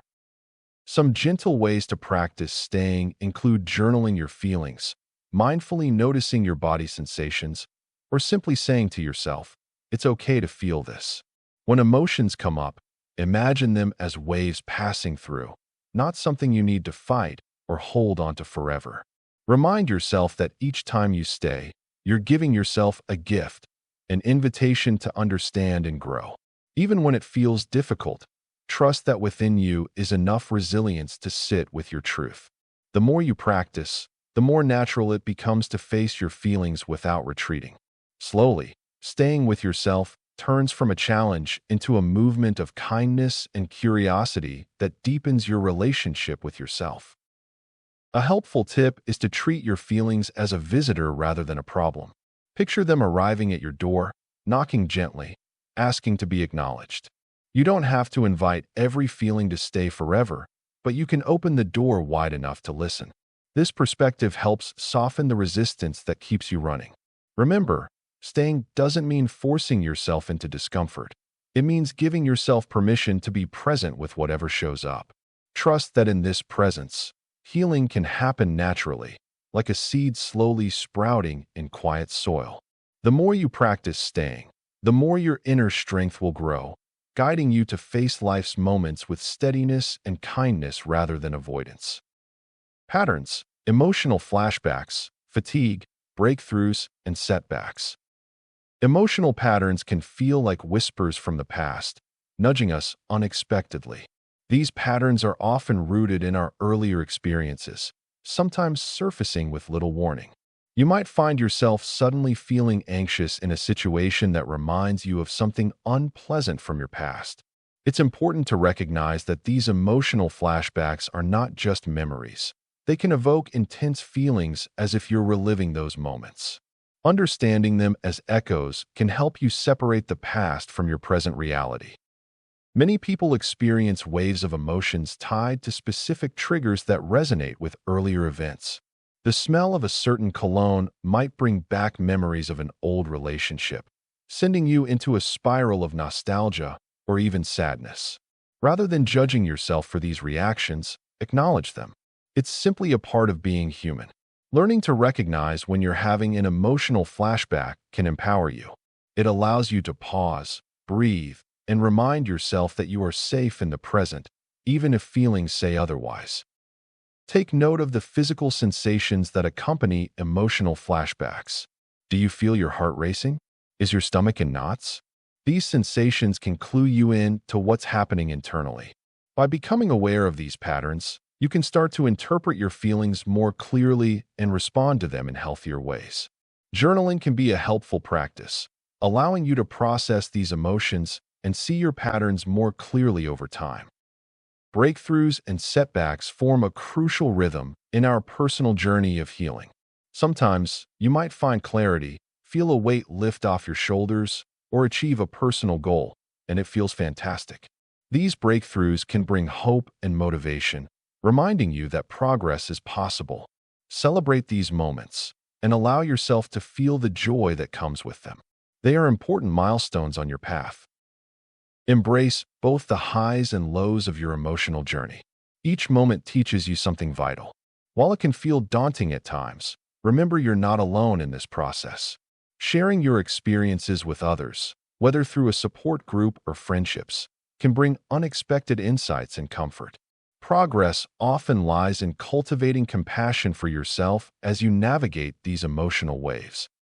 Practices, somatic feeling, reparenting, trauma-informed tools, safe relationships. Your body holds memories that words sometimes cannot reach. When you practice somatic feeling, you begin to notice sensations beneath your skin: tightness, warmth, fluttering, or heaviness. These sensations often carry emotions stored deep inside, waiting quietly until you acknowledge them. By pausing and tuning into what your body is signaling, you allow space for feelings that have been tucked away or suppressed to surface gently. It's not about forcing anything, but simply being present with what arises, whether it's discomfort or calm. One way to start is by finding a quiet moment to sit or lie down comfortably. Close your eyes and take a few deep breaths, bringing your attention inward. Notice the area around your heart, belly, or even your hands. Does anything feel tense or relaxed? If so, linger there without judgment. You might feel a squeezing, a pulsing, or perhaps a subtle fading as you stay connected. These small sensations connect you to your inner world and provide clues about emotions you've carried. Somatic feeling can be as simple as noticing the rhythm of your breath and how your chest rises and falls. When you practice regularly, your body becomes a trusted guide, showing you where healing is needed and where peace is present. It's like having an ongoing conversation with yourself, where your body speaks in a language of whispers and you listen with care. This deepens self-awareness and opens gentle pathways to emotional release without pushing or rushing the process. Healing often begins when you find people who offer safety and kindness without conditions. Safe relationships create a space where you can be seen and heard without fear of judgment or rejection. When someone reflects patience and respect, it helps soften the parts of you that have been guarded or hurt. This safety breeds trust gradually, teaching your nervous system it can finally relax instead of bracing for harm. It's in these moments of gentle connection that wounds can start to soften. Trust rarely appears all at once. It grows through smaller acts, a steady presence, listening without interruption, responding with understanding. These moments weave together into a fabric of reassurance that lets you show more of your true self over time. When relationships hold space for your boundaries and emotions, they become anchors in your healing journey. They remind you that you are not alone and that vulnerability can lead to belonging and love. Creating safe connections sometimes requires courage to reach out, to say no, or to walk away from what doesn't feel right. It's a practice of protecting your heart while remaining open enough to receive care. Notice how you feel around certain people. Who helps you breathe easier? Who honors your story without trying to fix or rush it? Surrounding yourself with those who respect your process nourishes your growth and strengthens your resilience. Approaching healing with trauma-informed tools means honoring your experience without pushing yourself too hard. These tools recognize that wounds run deep and that safety and choice are non-negotiable. Practices like grounding exercises, mindful breathing, or gentle movement help you stay connected to the present instead of getting swept away by old memories or overwhelming emotions. The goal is to feel steady enough to notice what's happening inside without becoming flooded or shutting down. One example is a simple grounding technique where you identify 5 things you can see, 4 you can touch, 3 you can hear, 2 you can smell, and 1 you can taste. This small exercise roots you back into your physical reality and pulls focus away from distressing thoughts. Another tool is pacing your healing by setting small, manageable goals instead of trying to solve everything at once. These approaches encourage patience and respect for your unique pace, allowing you to build strength gradually. Trauma-informed tools also include learning to recognize your triggers and having strategies to soothe yourself when they arise. Whether it's through visualization, using comforting objects, or reaching out to trusted people, These tools empower you to regain control in moments when old pain surfaces. Healing is not about erasing the past, but creating new responses that support safety and well-being every day. Chapter 5, Third Floor, The Present Room. Inner World, more moments of silence and clarity. Taking time to sit quietly, even just for a few minutes each day, helps us reconnect with our inner peace. These moments of silence act like a gentle reset button, quieting the noise outside and inside our minds. When we pause and give ourselves permission to be still, we start noticing things we might overlook in our busy lives. It's in these quiet spaces that clarity begins to appear, like a soft light breaking through clouds. The more often we create these pauses, the easier it becomes to access a sense of calm and understanding that stays with us even in chaos. Practicing small acts of mindfulness can make a big difference. For example, simply paying attention to your breath or noticing the sensation of your feet on the ground can anchor you to the present moment. These simple exercises don't require special equipment or time. They just need your intention. What's helpful is starting with short periods, just a minute or two, then gradually increasing as it feels comfortable. Over time, these tiny pockets of awareness accumulate, helping your mind settle and your heart feel more open. With practice, even during a hectic day, moments of clarity can surface unexpectedly, offering insight or a sense of peace you didn't realize you needed. Listening to silence can also reveal patterns of thought and emotion that often go unnoticed. When we quiet the story in our heads, we may observe worries, desires, or judgments passing through without getting caught. It's like watching clouds drift across the sky, nothing to hold on to, just passing moments.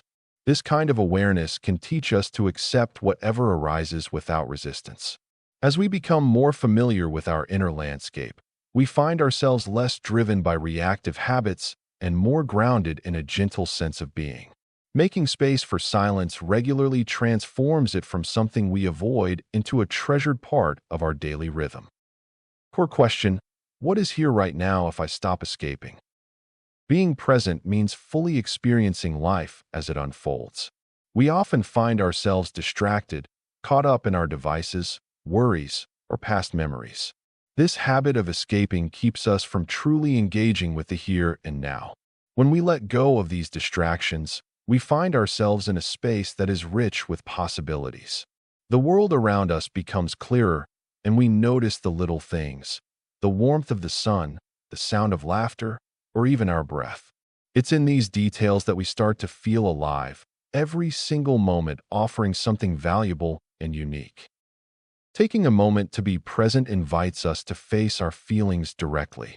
We may feel anxiety about the future or sadness about the past, emotions we typically try to avoid. However, when we stop running, we can sit with these feelings instead. We can acknowledge them. This practice creates a kind of honesty with ourselves. We can ask, what do I feel in my body right now? What do I see around me? It might feel uncomfortable, but it's also a chance for growth. We learn more about ourselves when we confront rather than escape from our experience. When we simply exist in the moment, we often find that what we see and feel is not as daunting as we imagined. Perhaps during a quiet moment, you notice a soft breeze on your skin, or you might hear a child's laughter nearby. This connection to the present can bring an unexpected dose of peace. It reminds us that life is happening right now, and we are a part of it. There's beauty in the everyday, and once we stop escaping, it becomes more visible. We begin to replace fear with curiosity, allowing ourselves to feel more grounded and secure in our lives. Consider what you have right now. Look around and take a moment to appreciate your surroundings. This could be the comfort of your chair, the aroma of your coffee, or the sound of rain against the window. These elements remind us that each moment is filled with potential, waiting to be recognized. What would you notice if you took a deep breath and simply observed your current space? There is always something worthy of acknowledgement. By slowing down and allowing ourselves to be here, we uncover layers of experience often buried beneath our distractions. As you sit with your thoughts and feelings in the present moment, a wave of change can start to wash over you. Becoming aware of these sensations can be the first step in changing how we interact with our lives. The act of non-escaping invites a sense of clarity. It encourages a deeper understanding of ourselves, our desires, and our fears. This honesty might lead you to discover that some worries are based on future uncertainties that may never come to pass. By acknowledging these feelings today, you reclaim your power to choose how to respond. In this exploration of presence, remember to be gentle with yourself. It's natural to drift away from the present, and that's okay. The key is to notice when this happens and guide yourself back without judgment. There is strength in simply being, even if it feels uncomfortable at first. Practicing mindfulness can help anchor us in the present. Try committing to just a few minutes each day where you focus on your breath, your thoughts, or the world around you. Over time, this can build a foundation for a fuller and richer experience of life. Ultimately, the question, "What is here right now if I stop escaping?" opens doors to greater awareness. When we stop escaping, we allow ourselves to swim in the currents of our own existence. Every experience, good or bad, shapes us. Embrace this idea, and you may find power in your ability to choose how to face each moment. Stay curious, observe how you show up, and remember that presence is always just a breath away. Patterns, simpler life, less drama, more intuition. Choosing a simpler life means stepping back from the clutter that fills our days, the endless to-dos, the noisy conversations, and the tangled emotions. When we clear away what isn't necessary, the constant buzz of drama quiets down. This doesn't mean life becomes dull or boring. Instead, it opens up space for stillness, presence, and peace. Think of it like opening a window in a stuffy room. Suddenly the air feels fresher, clearer. The moments that once felt rushed or overwhelming now stretch out gently, and it becomes easier to breathe through them. Letting go of unnecessary drama doesn't happen overnight, but it starts with noticing the patterns that pull us into it. Maybe it's reacting sharply to small misunderstandings or holding on to grudges that weigh heavily on the heart. When we watch these patterns with kindness instead of judgment, they begin to lose their hold. Simplicity invites us to slow down and listen rather than react. It asks us to choose calm over chaos, moment by moment. In this quieter space, our intuition begins to speak more clearly. It's like tuning a radio from static to a clear channel. Intuition isn't some mysterious force or a sudden light bulb. It's the steady, gentle guidance of knowing what feels right deep inside. When we are less distracted, this inner voice becomes easier to hear. It helps us make choices that line up with our true values rather than the noise of outside pressures. Trusting intuition means trusting yourself, even if you don't have all the answers. It asks for a bit of bravery to follow those quiet nudges instead of the loudest opinions. Sometimes, intuition leads us away from plans that seem perfect on paper but don't feel right in our bones. Other times, it guides us toward people and places that bring unexpected ease. This trust slowly builds a life that feels more authentic and less scripted by external drama. When the patterns of a simpler life and stronger intuition come together, fewer moments feel frantic or confusing. There's more space to notice what's really happening, how your heart feels, what your body needs, and what your mind truly wants. With less noise, the world doesn't seem so overwhelming, and your choices come from a grounded place. It's like stepping off a crowded highway onto a quiet road where you can see the sky clearly and move at your own pace. A practical way to start this process is to pause before reacting. When something stirs drama or stress, take a slow breath and ask yourself what you really need in that moment. This pause creates a gentle gap where intuition can rise. Over time, these small pauses become natural, making space for simpler responses and quieter living. The rhythm of life softens, and with it, the tangled patterns start to unwind, leaving room for peace and clarity. Practices, everyday presence rituals, single tasking, conscious breathing in normal activities. Simple habits can act as gentle anchors throughout your day, reminding you to stay connected to the moment. These rituals don't need to be complicated or time-consuming. For example, taking a few deep breaths before opening your morning eyes or pausing briefly before answering a phone call can gently bring your attention back to yourself. Putting your hand on your heart while doing simple chores like washing dishes or folding laundry can also help you feel more present. These small actions serve as gentle signals to your mind, anchoring you in the now amid daily routines. One effective way to stay aware of your presence is to focus on single tasking instead of multitasking. When you find yourself rushing through multiple activities, pause and choose to do one thing at a time. For instance, when you're eating, fully taste each bite rather than scrolling on your phone or thinking about what's next. During a conversation, give your full attention to the person speaking, instead of dividing your focus with other distractions. This simple shift can deepen your experience of each moment and reduce the feeling of being pulled in many directions at once.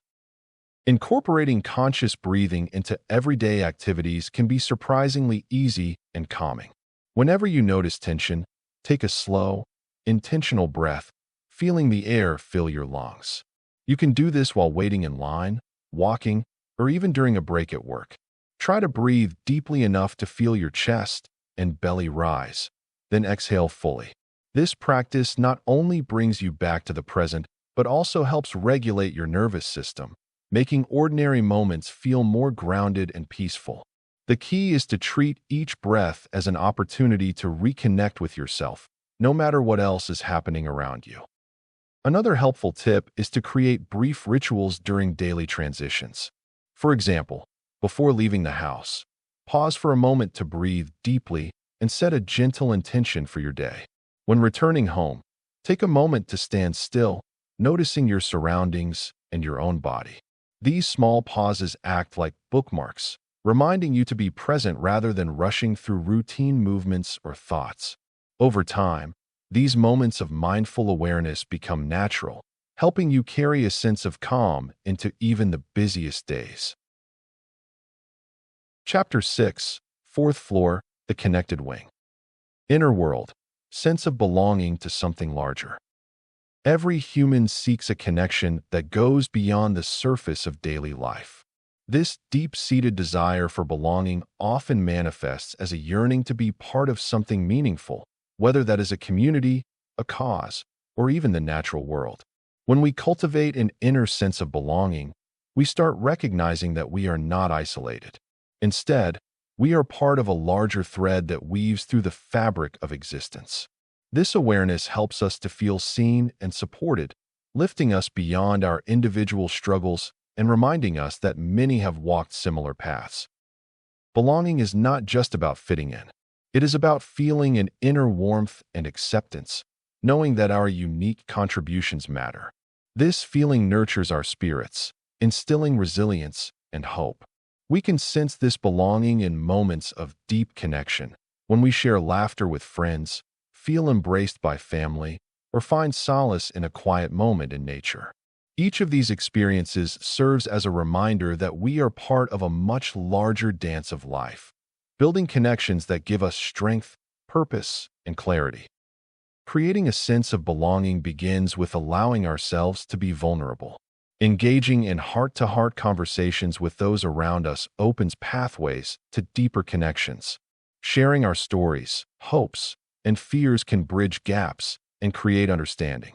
When we listen intently and respond with empathy, we forge bonds that grow stronger over time. It's in these moments of vulnerability that we often find common ground and shared experiences. Connecting with others in this way doesn't just build relationships, it also enriches our inner world. Engaging with nature can also nurture our sense of belonging. Spending time outdoors, whether on a hike, at the beach, or simply in a local park, allows us to appreciate the beauty of the world. Nature shows us that we are part of a larger ecosystem, teaching us interdependence. When we take a moment to observe the trees, the sky, or simple flowers, we can feel a deeper connection to life itself. This connection helps us understand our place in the cycle of existence and fosters gratitude for the simple joys around us. Another powerful way to enhance our sense of belonging is through shared interests or activities. Whether it's joining a club, volunteering for a cause, or participating in community events, these experiences can help us connect with like-minded individuals. Engaging with others who share our passions creates immediate connections.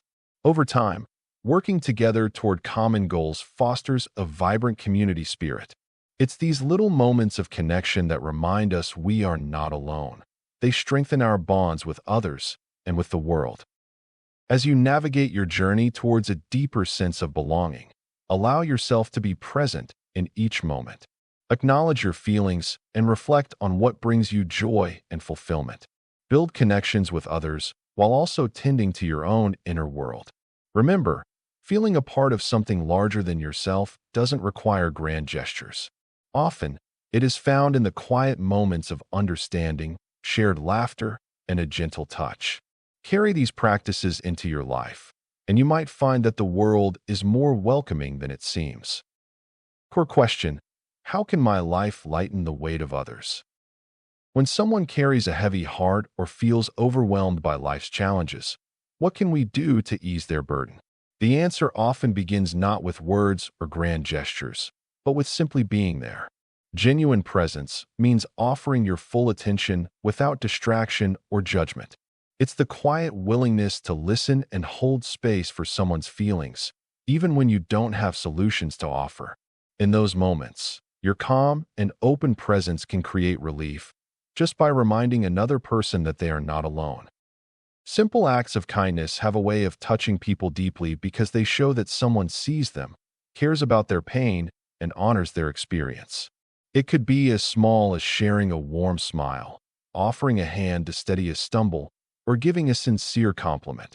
These acts don't erase hardship, but they lighten its load by nurturing connection and hope. When we pay attention to the needs right in front of us and respond with gentle care, we carry the weight together. Life feels less heavy when kindness flows naturally between us. Lightening someone's weight begins with understanding what they need in that moment. Rather than rushing to fix or advise, practicing awareness means tuning in deeply to the emotions and signals beneath the surface. This awareness invites patience, giving space for someone's struggles to be acknowledged without pressure. When we approach others with this soft attention, we invite vulnerability and trust, allowing true support to blossom gently. Offering support isn't about grand plans or dramatic rescues, but about simple, sincere gestures, checking in with a kind question, lending a hand without expectation, or just sitting quietly when words fail. Love and compassion flow most freely when we let go of measuring our efforts or demanding a specific outcome. Instead, they grow naturally when we hold another person with tenderness, respect, and an open heart. In these loving moments, burdens feel lighter and spirits lift, as if the weight is shared and lessens by being seen and held.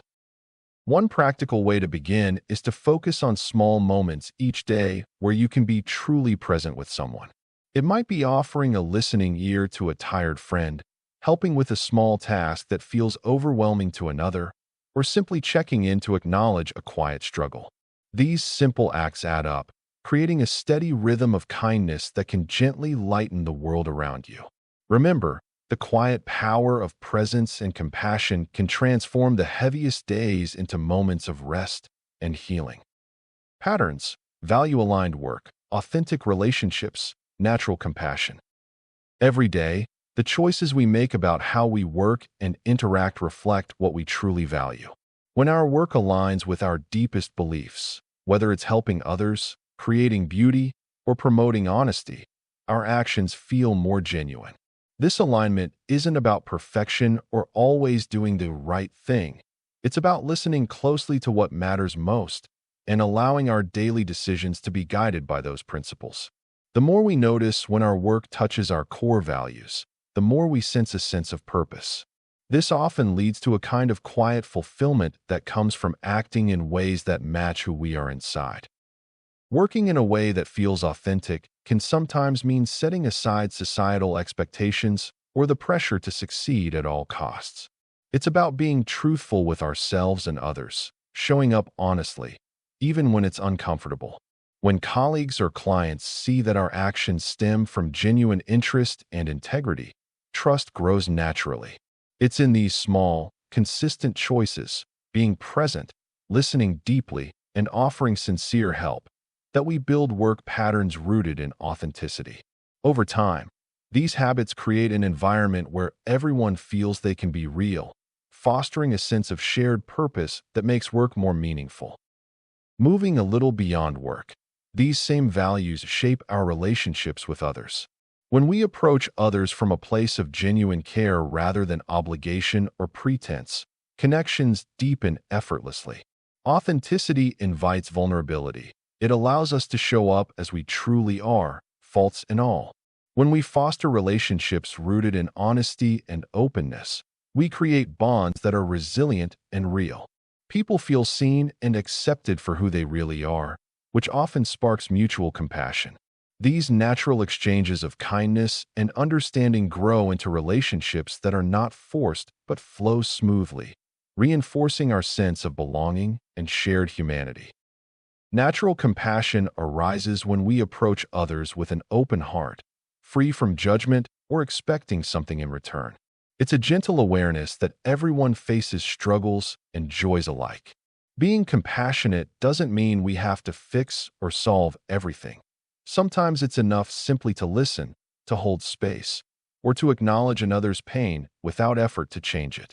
This kind of kindness arises spontaneously when we stop overthinking and start paying closer attention. It's about experiencing a sincere desire to lessen suffering, both our own and others, without agendas. When compassion flows naturally from us, it becomes a consistent pattern that enriches all our relationships and daily interactions. Practicing these patterns, living in harmony with our values, building authentic connections, and letting compassion emerge effortlessly, can guide us toward a gentler, more sincere way of being. It begins with small steps, paying close attention to our choices and reactions throughout the day. Notice moments when you're tempted to act out of habit or obligation. Instead, pause and ask yourself what feels true. Over time, this simple act of tuning in can lead to a more harmonious flow in how you work and relate to others, creating a pattern of life grounded in genuine care and integrity. Practices: heart-based decisions, service, relational presence, listening as a spiritual act. Making decisions from the heart invites us to reconnect with our true selves. When we approach choices this way, we tap into our feelings, desires, and instincts. It's about moving beyond the noise of expectations and judgments to find what truly resonates within us. For many, this means prioritizing compassion and understanding, both for ourselves and others. Think of a moment when you chose to follow your heart, perhaps when deciding to support a friend or pursuing a passion. Those choices often lead to greater fulfillment. Heart-based decisions encourage authenticity. Instead of conforming to outside pressures, we listen to our inner voice. This can be as simple as saying no to obligations that drain us, or choosing to pursue a career that feels aligned with our values. Each choice we make shapes our journey. By staying true to our hearts, we not only foster our own well-being, but also inspire others to do the same. Authenticity spreads like ripples in water. Relational presence is about being fully engaged with the people around us. It means setting aside distractions and truly being there for someone, whether it's a friend in need or a loved one sharing their dreams. This presence is an act of love, deepening our connections and allowing us to create meaningful relationships. Imagine sitting with a friend, your phone's away, just enjoying the moment and each other's company. This is the essence of relational presence. Listening transforms our interactions. It is more than waiting for our turn to speak. It requires genuine interest in what others are saying. Listening can be a deeply spiritual act, where we honor another's story and feelings. This practice fosters empathy and understanding. When we really listen, we not only help others feel heard, but we also learn about ourselves through their experiences. This bond strengthens our connections and cultivates inner peace. Integrating heart-based decisions and relational presence into our daily lives can feel challenging at times. Yet, small moments can make a big difference. Consider setting aside a few minutes each day for quiet reflection on your decisions. Ask yourself if they align with your heart. When engaging with others, practice active listening. Maintain eye contact, nod encouragingly, and create a safe space for open dialogue. These simple steps can transform how we relate to ourselves and others, enriching our lives with love and understanding. Chapter 7: Rooftop, Open Sky Living. Inner world, deep trust, less resistance. Ego still appears, but doesn't rule. Trusting deeply in ourselves and the world around us means letting go of the constant need to control every little detail. It's a softer place inside where we don't fight what is, but allow things to unfold in their own time, trusting that whatever happens holds meaning and serves growth. This kind of trust doesn't come from blind optimism, but from quiet experience, the kind that shows us how resisting only creates tension, while opening up invites peace. When we hold this trust, life feels less like a battle and more like a dance. We stop gripping so tightly, and there's room for ease to enter into our daily moments. Setting aside control doesn't mean giving up on caring or responsibility.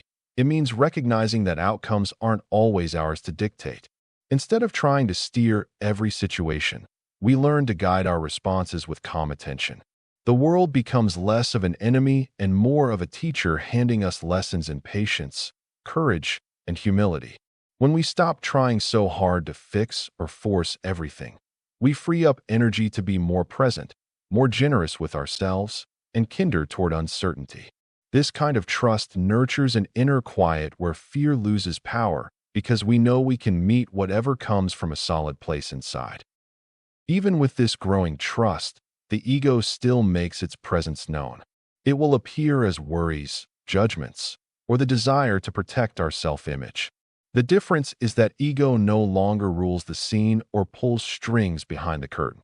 Instead of being in charge, it acts more like a curious visitor, sometimes noisy, sometimes shy, but no longer the king demanding obedience. We begin to see when our ego is pushing us to resist or react defensively. Simply noticing this allows us to choose differently. We might still get caught up briefly, but we don't lose ourselves.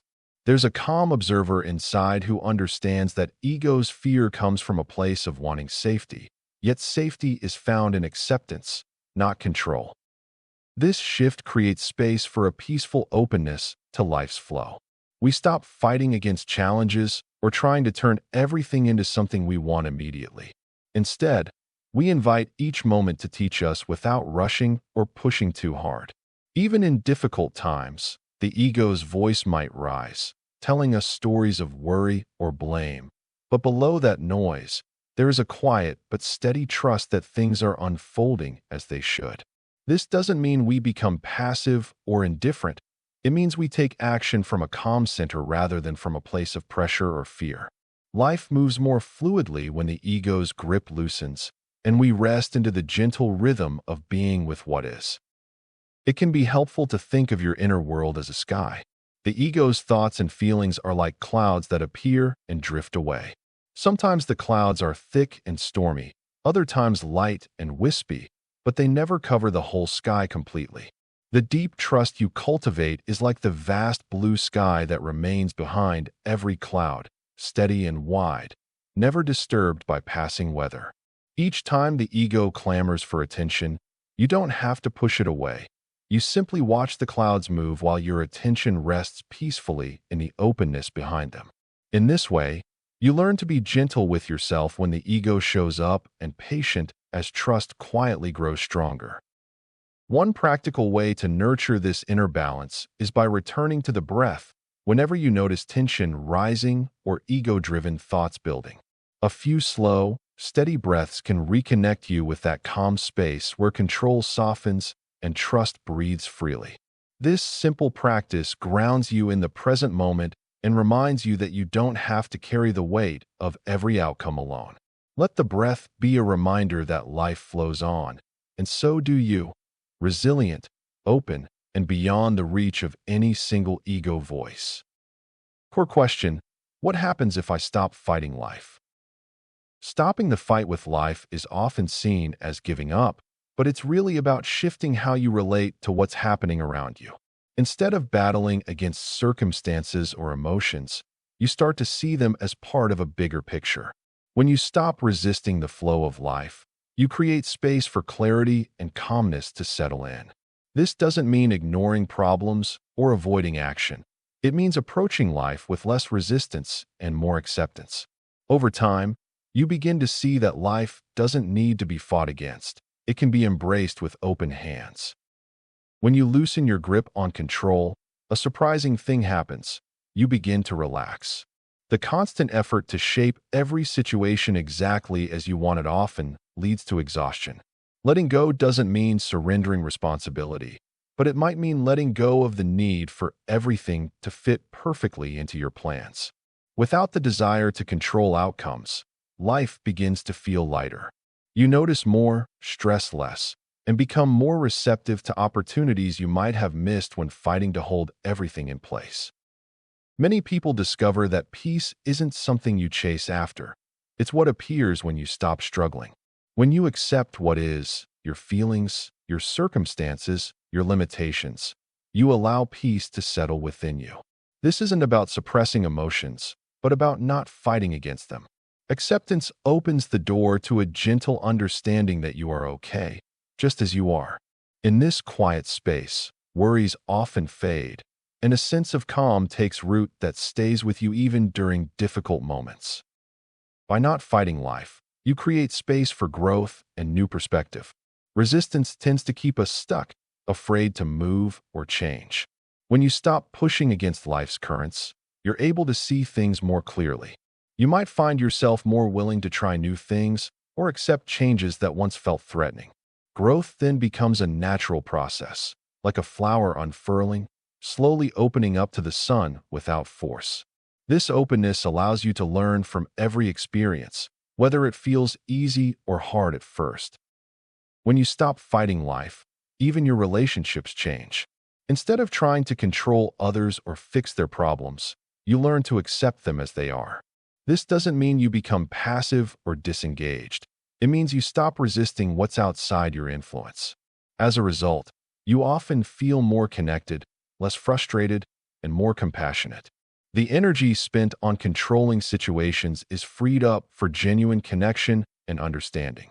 People can sense this peace, and it often draws others closer, creating a more authentic kind of closeness. Letting go of the struggle can feel like a relief. Suddenly, life seems less complicated, more straightforward. Without the noise of resistance, your mind clears. You see things more clearly, make better decisions, and experience less internal conflict. Challenges still happen, but they no longer feel like battles to be won. Instead, they become opportunities to respond wisely, with a calm heart. This shift in approach often leads to a more genuine sense of flow and purpose. Stopping the fight with life isn't something you do once and forget. It's a gentle, ongoing practice. Sometimes, you'll find yourself slipping back into old patterns of resistance. And that's okay. The key is to notice when that happens without judgment and softly bring your attention back to acceptance.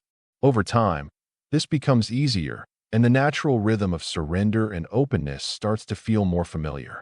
It's not about perfection, but about gently learning to coexist with life's unpredictable flow.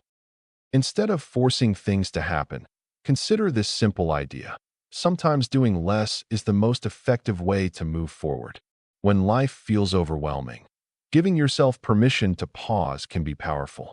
It allows you to breathe, to listen inward, and to reconnect with your natural rhythm. This quiet moment of pause offers clarity and restores your sense of balance.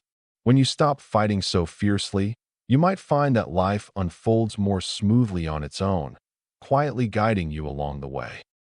Patterns: surrender in hard seasons, flow in work and creativity, less fear of death and change. When life becomes overwhelming, embracing surrender can feel like taking a deep breath after holding it for too long. In those hard seasons, allowing ourselves to let go can create a space for healing. Imagine standing in a rainstorm, soaked and shivering, and then stepping into the sunlight, where warmth envelopes your skin. Surrender isn't simply about giving in, but about recognizing our limits and accepting that some things are beyond our control. It is the art of releasing the expectations we place on ourselves and the world around us. During tough times, it is easy to spiral into fears and worries. Yet, by surrendering, we open ourselves up to clarity and calm. Allowing time for rest and reflection amidst chaos can foster a deeper understanding of ourselves. Picture a bird taking refuge in a tree during a storm. The bird doesn't fight against the wind. It finds safety, waiting patiently until the storm passes. Similarly, surrendering can be a form of strength, guiding us to the peace that often lies just on the other side of struggle. When we engage in work and creativity with a flowing mindset, we allow ourselves to be carried by the current of our inspiration and energy. This flow invites joy into our lives, reminding us that creativity is not a task, but a dance. Like a river winding through mountains, our creative paths can have twists and turns, but they lead us to beautiful destinations. Rather than pushing against the current, we learn to move alongside it, finding pleasure in the process rather than just the end result. In embracing this flow, we also start to feel less anxious about change. Change is like the seasons. It arrives whether we are ready for it or not. Instead of fearing the unknown, we can learn to welcome it. By allowing ourselves to change and evolve, we discover that life's transience is where beauty resides. Whether it's the end of a project or the shift in a relationship, each moment teaches us something valuable. By flowing with life, we can learn to let go of the fear of death or endings.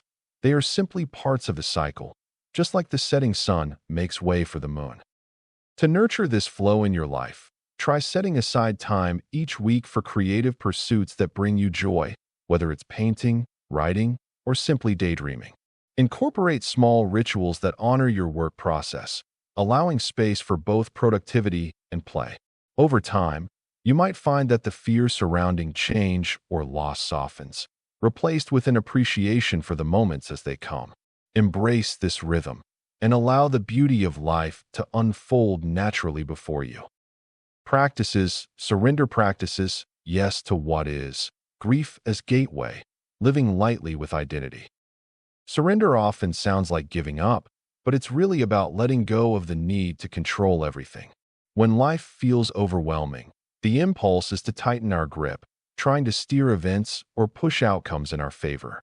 But this only breeds tension and resistance. Surrender asks us to open our hands instead, to accept what unfolds without fighting it. This doesn't mean passivity or resignation.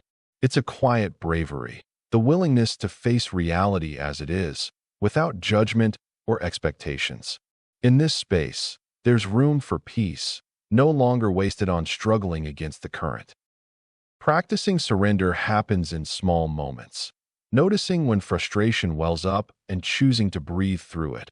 Allowing feelings to surface without shoving them aside. Trusting that not knowing all the answers is okay.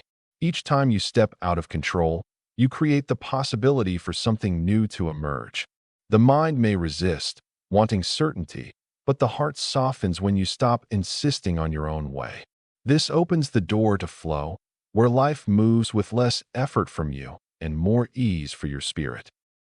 Saying yes to what is does not mean liking or wanting every situation. It means acknowledging reality without adding layers of should or must. When you resist things as they are, wishing circumstances, emotions, or people were different, you add tension inside yourself. But simply recognizing this is how it is right now allows you to meet life on its own ground. Acceptance becomes a space where clarity can grow.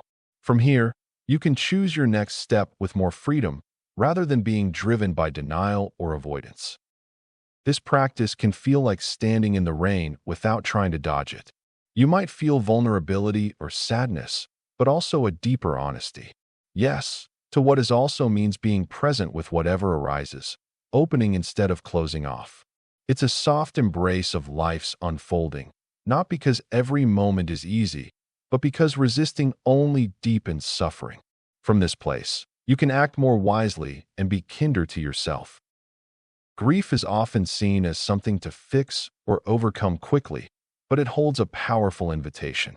When you allow grief its space, it becomes a doorway instead of a wall.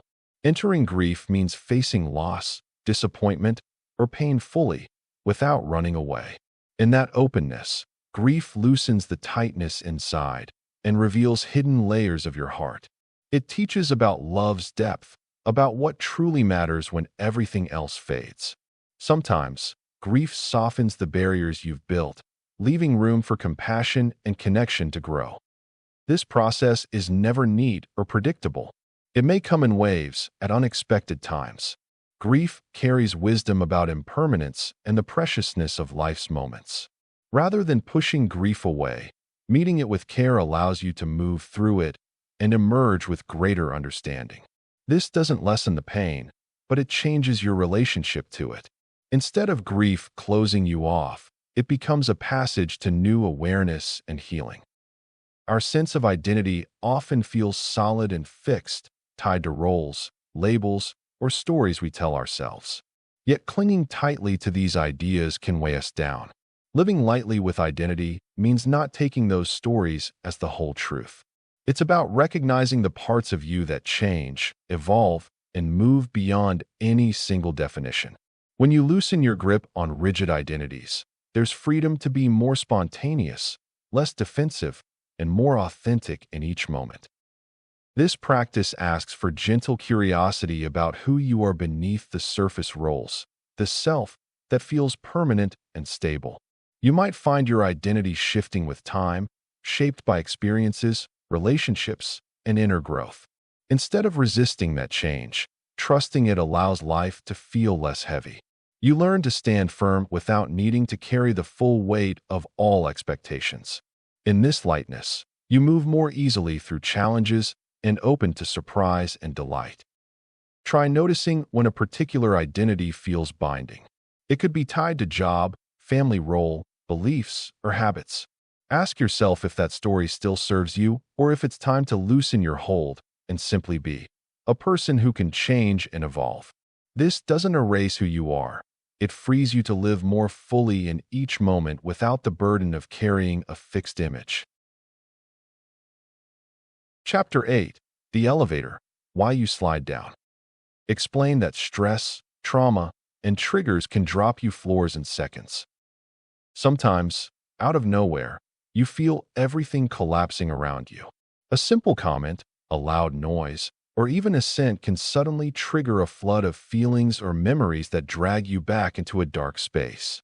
These moments hit hard and fast, leaving you feeling shaken, disoriented, or overwhelmed. It's as if a switch flips, and you're right back in a place of fear or pain, even if you thought you had moved past it. These quick drops are part of how your nervous system reacts to stress or unresolved trauma, reminding you that your body remembers what your mind might want to forget. When triggered, your body floods with chemicals like adrenaline and cortisol. Your heart races, your breathing becomes shallow, and your muscles tense up, all in a split second. You might feel dizzy, tearful, or numb, depending on what's triggered. It's like being yanked out of calm and thrown into survival mode again. Even if you've gained some resilience, these drops can catch you off guard and make it seem as if you've taken a step backward. They aren't a sign of weakness, but simply a sign that your body still holds on to past pain, ready to react at any moment. Imagine walking on a calm path, then suddenly stumbling into a hole you didn't see. That's what these quick drops feel like, unexpected, jarring. One moment you're managing, and the next, you're overwhelmed by a wave of emotion or physical sensation that pulls you down. It might last a few seconds or stretch into minutes, but the impact can linger long after. These moments remind you how delicate your sense of safety can be and how easily it can be shattered without warning. They are like reminders that healing is not a straight line and that some days will still bring surprises. Understanding that these rapid drops are rooted in your nervous system's way of protecting you makes it easier to face them with kindness. It's not that you're weak or broken. Your system is simply doing what it knows best, trying to keep you safe based on past experiences. Recognizing this allows you to step back and breathe instead of reacting with frustration or shame. When you accept that stress, trauma, and triggers can drop you down suddenly, you start to develop a gentle awareness of your limits and a greater patience with yourself. This understanding opens the door to building small, steady tools to keep yourself grounded and prevent those drops from feeling like complete falls. Sometimes, just knowing that these drops are part of your body's protective response can reduce their power over you. It's helpful to remember that once the initial shock passes, your system naturally begins to calm itself. Simple grounding techniques, such as feeling your feet on the floor, taking deep breaths, or holding onto a comforting object, can help you ride out these cascades without becoming overwhelmed.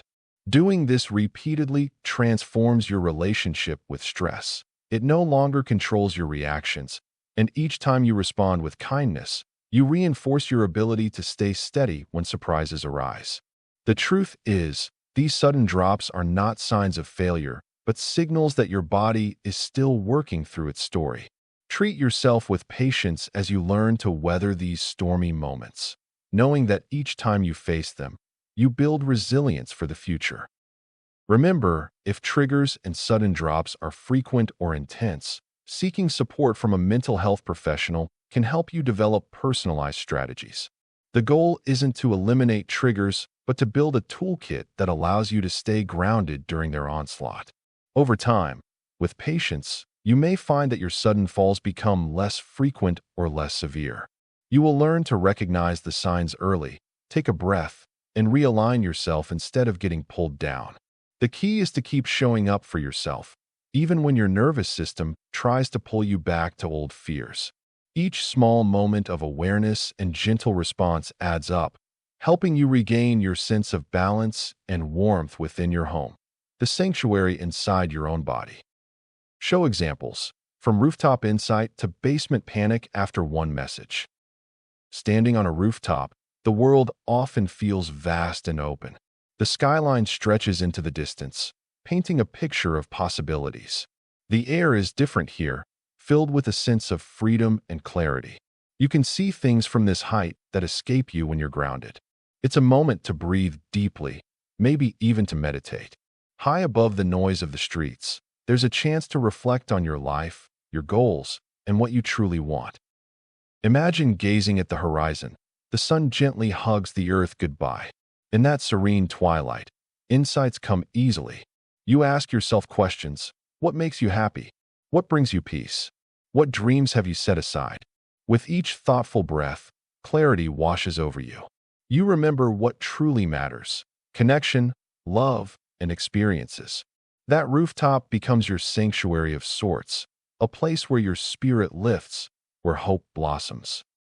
Practices return tools to come back up without shame. Falling back into old habits or patterns is something everyone experiences. It can happen quietly or suddenly, like a gentle slide rather than a big fall. These moments don't mean we have failed or lost our way.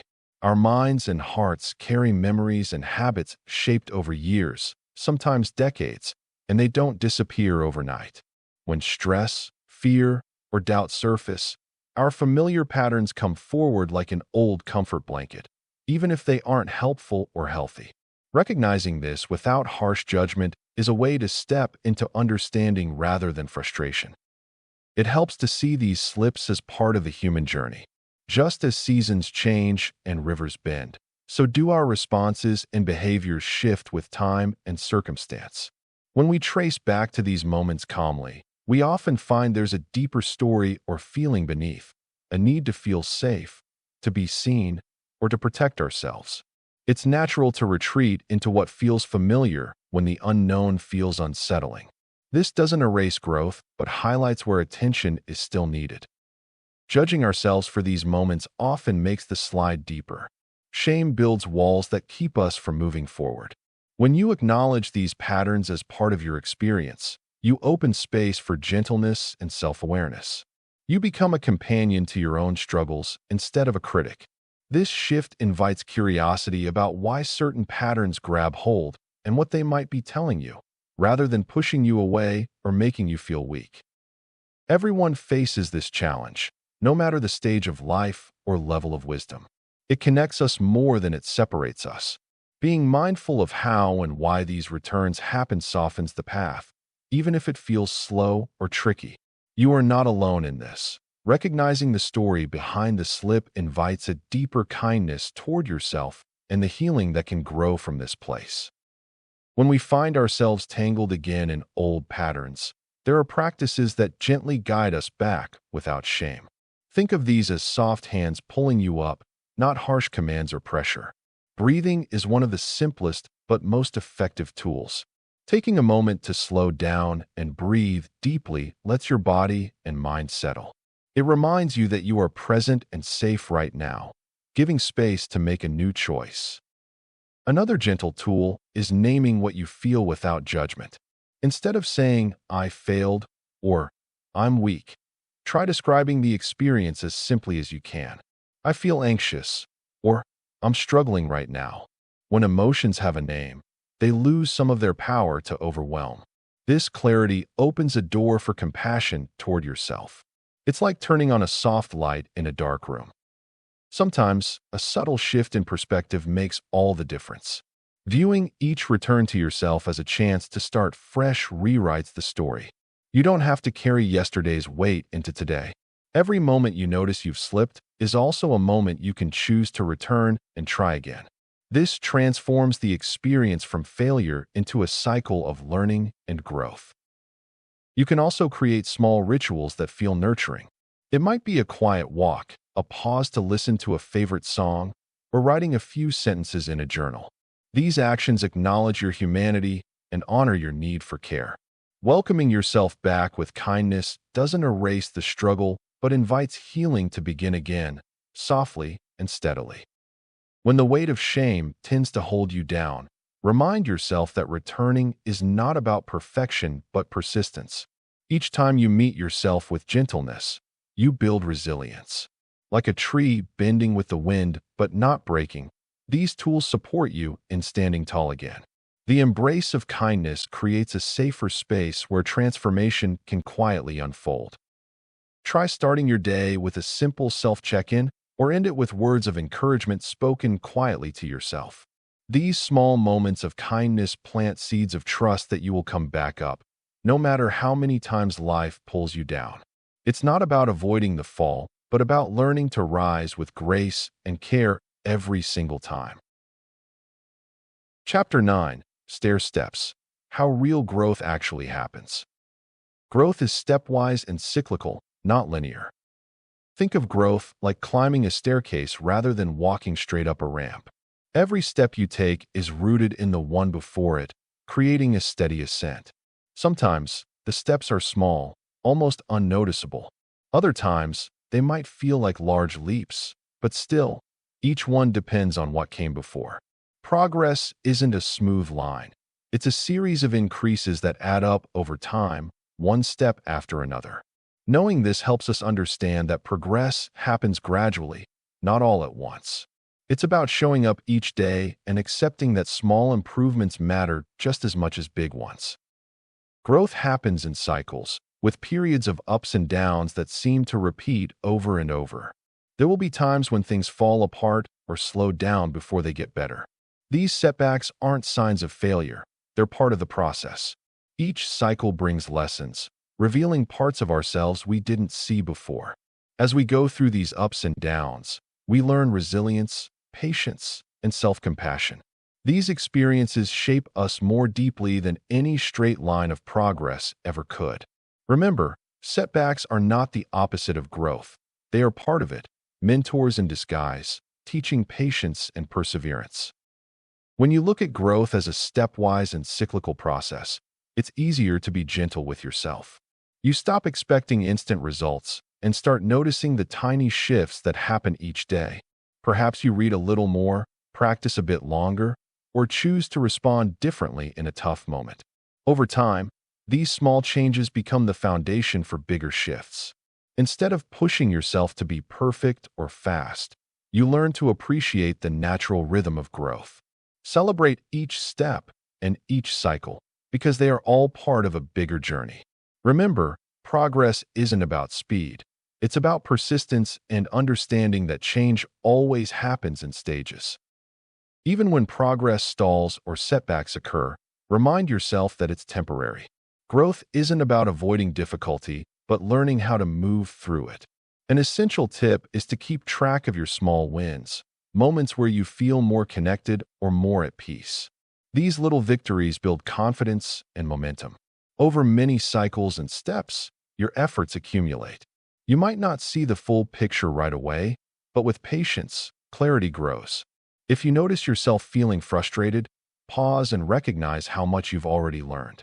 Growth is happening, step by step, in its own time, shaping a stronger, wiser version of yourself, one small, steady movement at a time. Normalize. You'll visit each floor many times.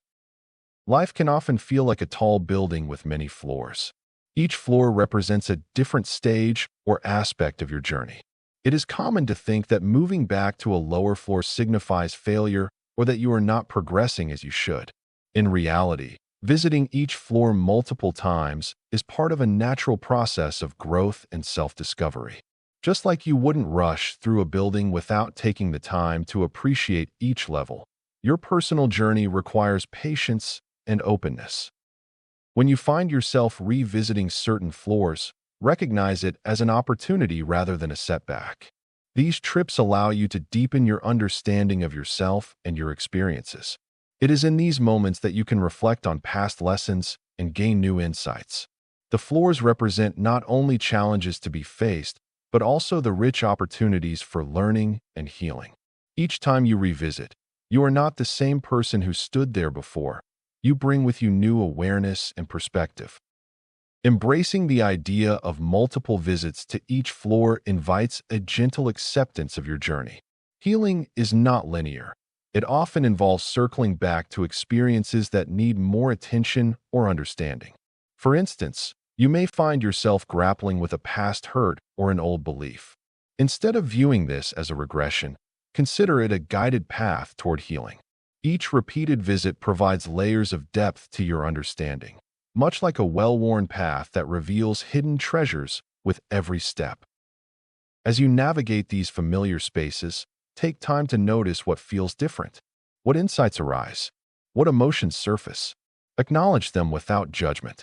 Celebrate the moments of clarity they bring. This ongoing process fosters a deeper connection with your true self and enhances your spiritual growth. Embracing this cycle validates the journey you are on, reminding you that healing can often mean going back to heal what still lingers. Keep in mind that it's perfectly okay to revisit these floors as often as necessary. Each encounter is a step toward completeness. You are not merely stuck. You are circling the dance floor of your life, learning the steps more fluidly with each pass. By allowing yourself to return, you cultivate a richer understanding that brings you closer to your authentic self.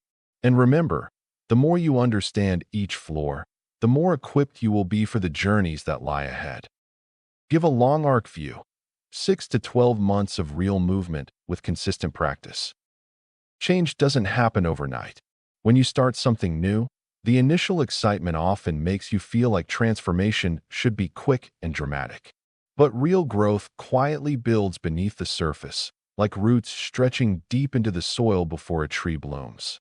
Over 6 to 12 months, consistent effort allows small shifts to accumulate into something meaningful and lasting.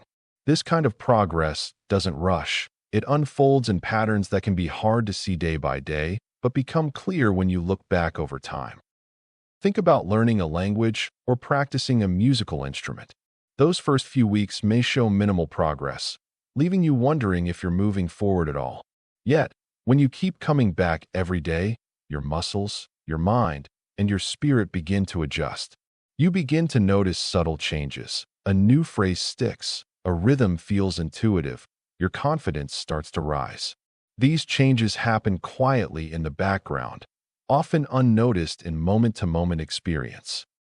Growth also requires patience with yourself. Sometimes the effort feels frustrating or invisible because the outer results aren't immediate. But every day you dedicate time to your practice, you are strengthening your capacity and planting the seeds for deeper change. Over months, what once felt hard becomes easier. The habits that once took so much thought become natural parts of your rhythm, smoothing the path forward in ways you couldn't predict at first. Recognizing this slow, steady movement helps you stay present with your journey. Your commitment matters more than sudden breakthroughs. The gentle, ongoing process of returning again and again to the practice fosters a kind of resilience. It is in that return that growth truly happens. Patience is not just about waiting. It's a way of holding space for your transformation to breathe, grow, and unfold on its own time. Consistency becomes the quiet power behind real change. When you show up regularly, even in small ways, you deepen your relationship with yourself and the practice you've chosen. This regular engagement removes some of the guesswork and builds trust in the process. You aren't waiting for motivation to appear. Instead, you rely on habit and gentle discipline to move forward. Over half a year to a full year, this steady rhythm forms a foundation that supports more vibrant growth than bursts of effort ever could. Regular practice doesn't have to be long or complicated. It might be a few mindful breaths each morning, a short walk, journaling a few lines each evening, or simply sitting quietly with your thoughts. What matters most is that you return day after day. These small moments add up, like drops filling a bowl. At first, the changes are almost invisible, but bit by bit, the practice shapes your mindset, energy, and emotional landscape. There may be times when your practice feels dry or you resist the routine. That's natural and part of how growth happens. Staying present through these moments is a way of deepening your connection to yourself. The consistency is not about perfection. It's about kindness and commitment even when it feels difficult. Over 6 to 12 months, this presence leads to insights and shifts that go beyond what you can plan or control. Imagine the effect of this steady practice echoing through your days. The way you respond to stress softens, your sense of inner calm strengthens, or your clarity about what matters most sharpens. The real transformation is subtle but profound because it rewires how you live from moment to moment. Being consistent means giving yourself the time and space to blossom in your own unique way, even when the changes are slow in coming. One practical way to support this long-term commitment is to set gentle reminders that honor your pace instead of pushing against it. Celebrate the simple act of showing up and trust that over months, this steady practice will become a quiet force in your life.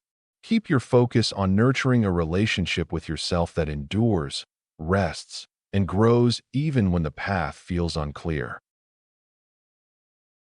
Chapter 10. Rooms, not just floors. Apply the model to domains, relationships, work, money, creativity. The House of Consciousness model invites us to see our relationships and work as opportunities for awareness and growth.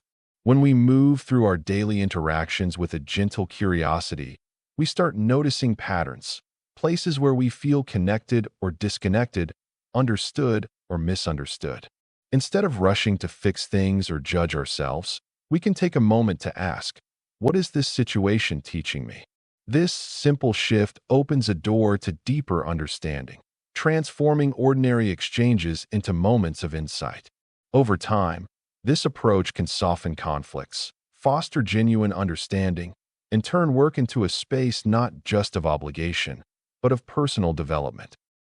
In relationships, applying this model encourages honesty and vulnerability. When tensions rise, instead of reacting instinctively, pause and observe your feelings. Notice whether you're coming from a place of fear, anger, or desire for connection. Recognizing these emotions as signals from your inner world allows you to communicate more authentically and compassionately. It's about learning to listen, not just to others, but to your own needs and feelings. This creates a cycle where understanding grows, trust deepens, and relationships become more nourishing. In work, this translates into seeing challenges as chances to learn new skills and to understand different perspectives. Instead of striving for perfection, you meet each task with curiosity about what it reveals about your strengths and limits. When it comes to money, the model suggests approaching it with awareness rather than judgment.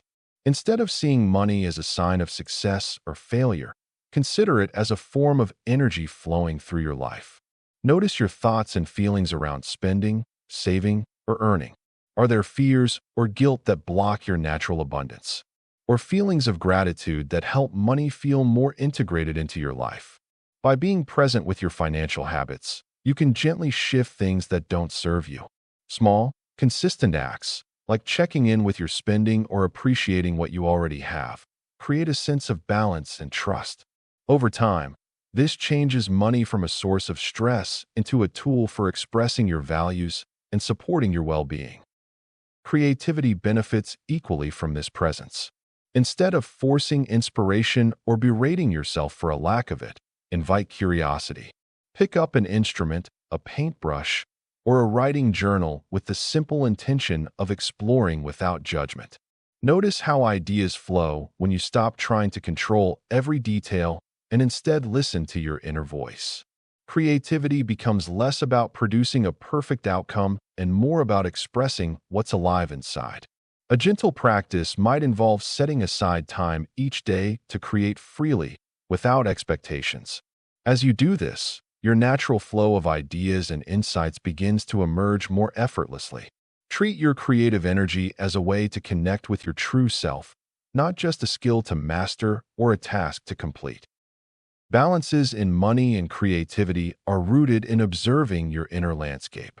When you catch yourself feeling anxious or blocked, pause and ask what your feelings are telling you. Sometimes, fears about not having enough or doubts about your talent are just stories waiting to be seen as stories. You don't have to change everything all at once. Simply noticing these patterns can bring about subtle shifts in how you relate to both money and creative expression. The more you practice awareness, the more these domains become sources of genuine fulfillment and personal authenticity rather than sources of stress or comparison. You might be on the third floor in work, but basement in love. Life can feel like a multi-story building. Each floor represents a different aspect of our lives, whether it's work, love, family, or personal growth. You might find yourself on the third floor, thriving in your career, enjoying promotions and accolades. Your professional success can feel exhilarating, bringing in respect and financial rewards.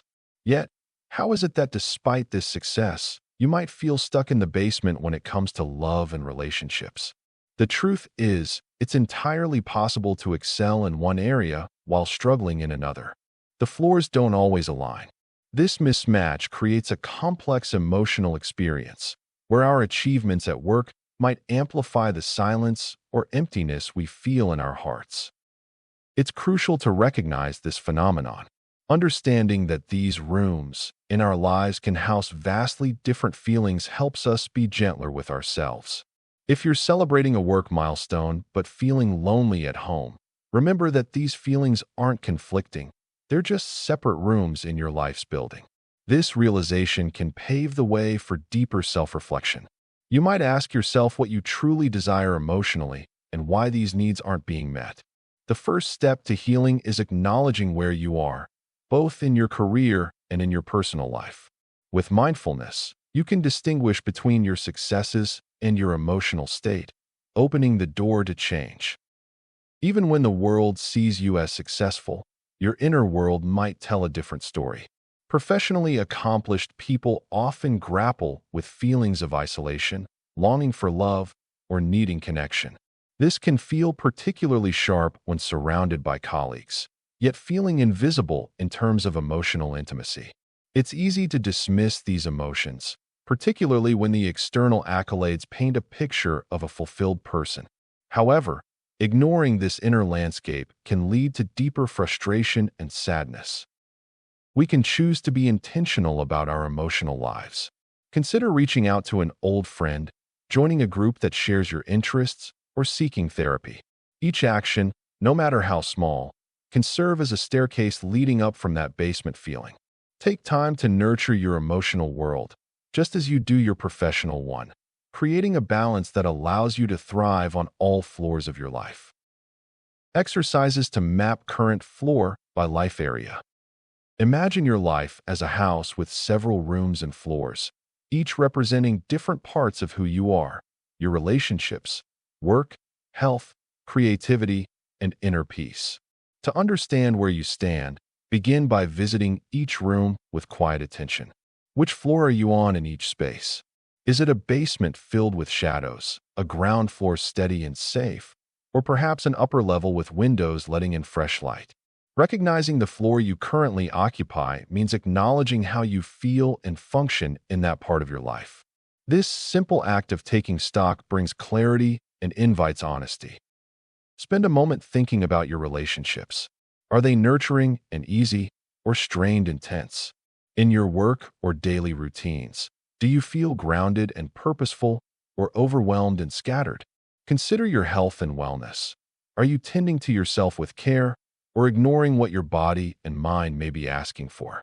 Each life area holds its own floor in the house of you, and by naming where you are, you create a solid starting point.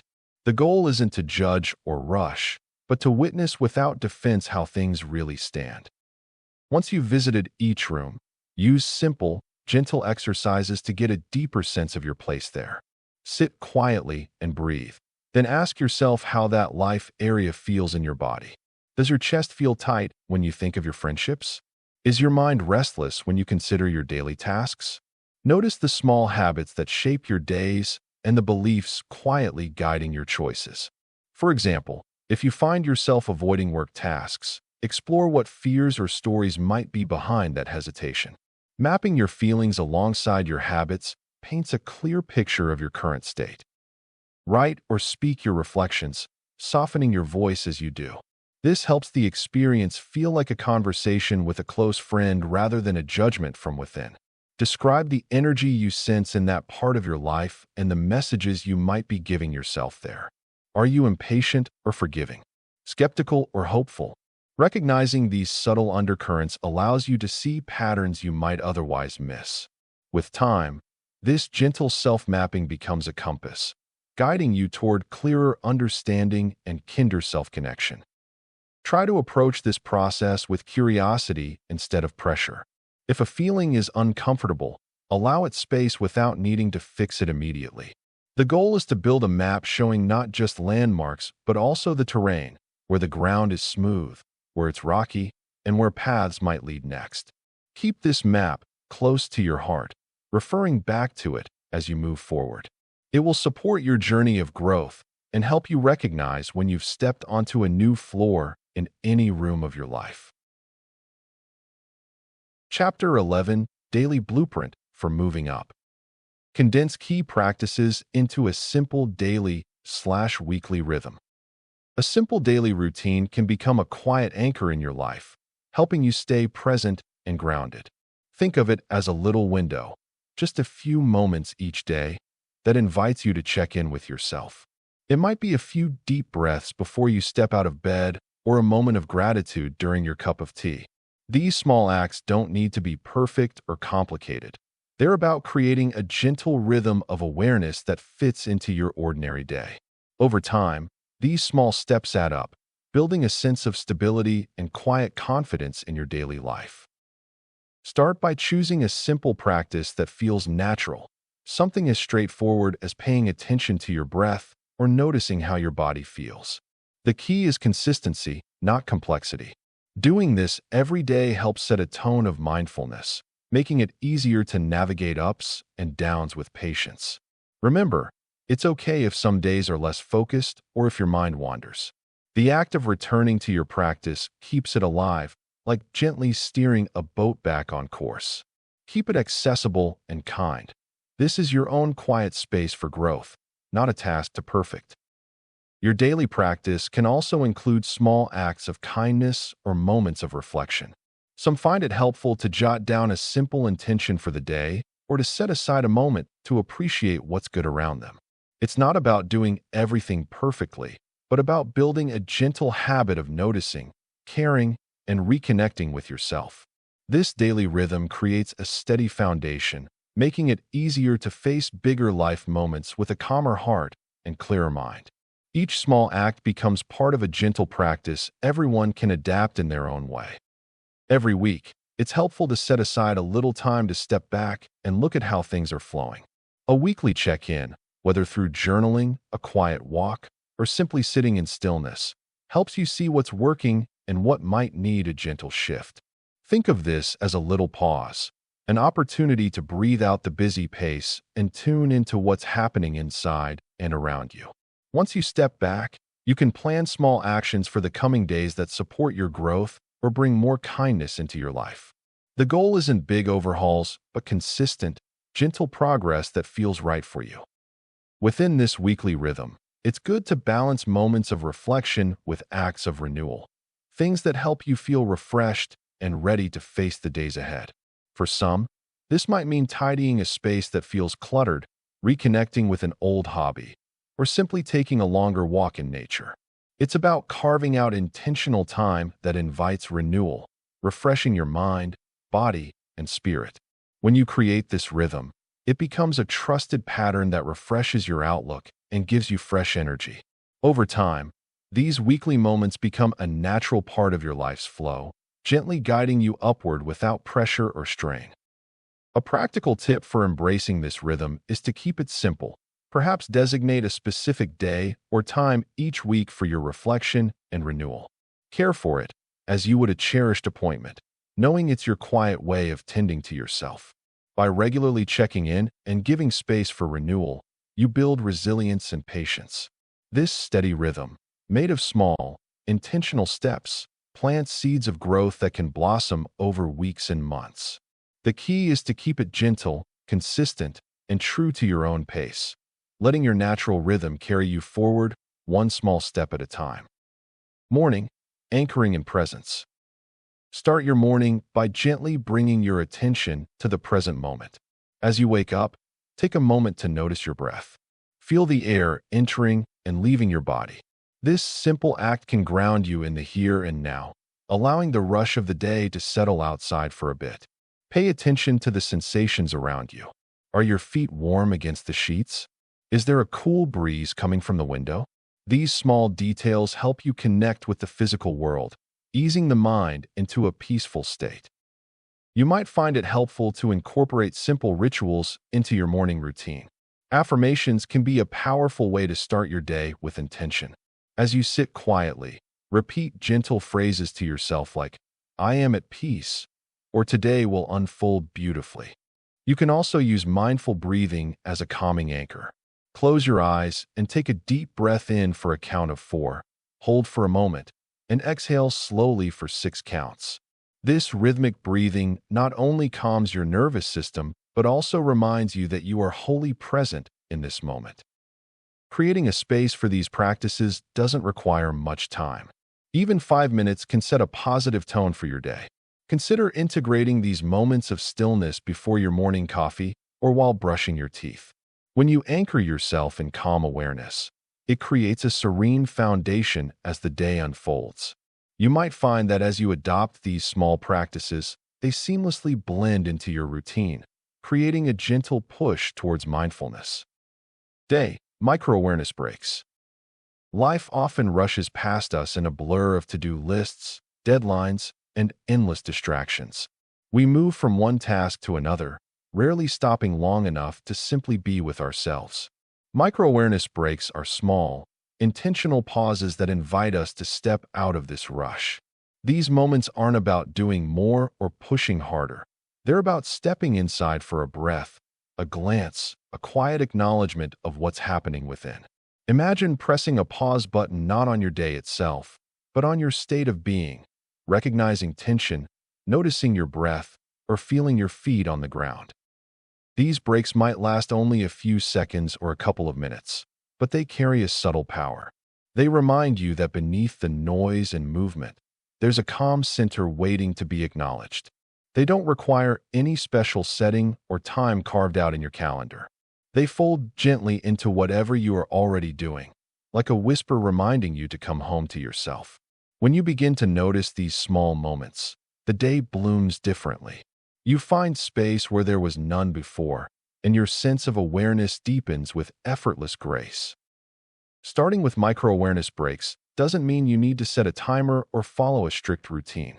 Instead, it asks for a soft invitation to tune into the present. You might find these breaks naturally arise when you wait for a computer to load or when you pause at a red light. Use these everyday pauses to gently shift your attention inward. You could begin by simply noticing your breathing, how the air feels coming in and going out. If building habits feels tricky, linking micro-awareness breaks to certain actions can help, like pressing pause whenever you close an email or stand up from your desk. Another helpful approach is to bring a quiet curiosity to your senses. For example, feeling the texture of your chair beneath you or the warmth of sunlight on your skin. These tiny focal points ground you in the here and now without needing much effort. You don't have to clear your mind or achieve any particular state. Instead, it's about becoming an observer of your experience in a calm, accepting way. Over time, these little breaks stitch moments of mindfulness into your day, making your inner landscape more vivid. With practice, you'll notice that the space between tasks holds a new energy, one full of calm, clarity, and connection to yourself. Try to keep these moments simple and kind toward yourself. It's okay if your mind wanders or the moment feels brief. The value lies in the gentle return to present awareness, no matter how often or how long. These pockets of stillness become a quiet rhythm, giving your day a deeper sense of flow. They build a habit of pausing not just physically but mentally and emotionally, which can bring a surprising sense of ease and balance. Each small break is a thread that slowly weaves mindfulness into everyday life, softening the grip of stress and opening space for a gentle presence. One practical tip is to create gentle reminders without pressure. Perhaps a small symbol on your desk, a subtle sound on your phone, or a phrase you repeat to yourself when you remember. These nudges help bring you back to micro-awareness when life pulls you away. With patience, these softly woven pauses become natural companions that enrich your day quietly and steadily. Evening, reflection plus integration. As night settles in, taking a moment to gently reflect on the day's experiences can bring a sense of peace. Think back on the hours that just passed. Acknowledge the moments when things didn't go as planned, but also recognize the small victories and acts of kindness that touched you. Sometimes, we go through the day on autopilot, barely noticing what's happening around us or within us. Evening reflection helps us see the threads connecting our day, giving us clarity about what truly matters and where we might want to direct our energy next. Allow yourself to be honest. If you felt stressed, tired, or impatient, acknowledge those feelings without judgment. On the flip side, notice the moments where you felt grateful, calm, or inspired. These glimpses of grace, no matter how small, remind us that even in difficult times, there are sparks of goodness. Reflecting this way creates an honest picture of your day, helping you learn from your experiences rather than just move past them. It's a quiet practice that encourages kindness toward yourself, recognizing that each day is a new story with lessons embedded within it. Once you've looked back, the next step is to intentionally integrate what you've learned. Think of this as gently weaving insights into your inner fabric. For example, if you notice that rushing made you feel overwhelmed, consider how you might pause in the future. Maybe it's setting aside a moment of quiet in your daily routine, or simply reminding yourself to breathe during hectic times. It's about noticing patterns and making small adjustments so that old habits don't carry into tomorrow. Let go of what no longer serves you, the worries or judgments that drain your energy, and focus instead on what can help you feel more grounded and clear for the days ahead. Taking this time also offers a chance to set a quiet intention for the next day.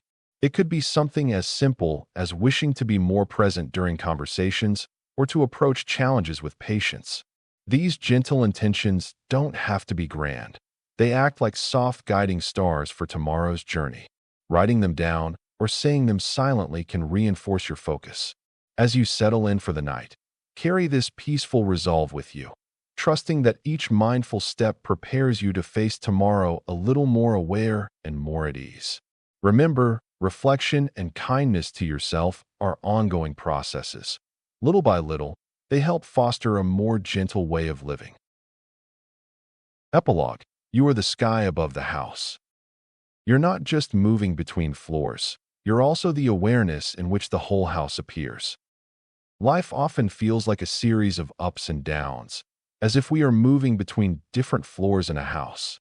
Each floor represents a different experience, feeling, or level of understanding. When we change floors, it might seem like we are merely shifting our circumstances. However, these movements are deeply tied to our inner state. Think of a building with many rooms, each symbolizing different aspects of our lives.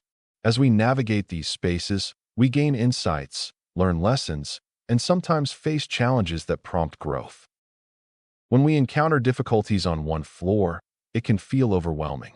Instead of focusing solely on the challenges presented in our environment, it helps to turn our attention inward. Ask yourself how your inner awareness shapes these experiences. Are you approaching each new situation with an open heart and mind? Recognizing that external changes are reflections of your inner world can be empowering. The conflict or peace we find in different situations hinges on how we perceive them. Understanding this connection allows us to navigate life's shifts with more grace.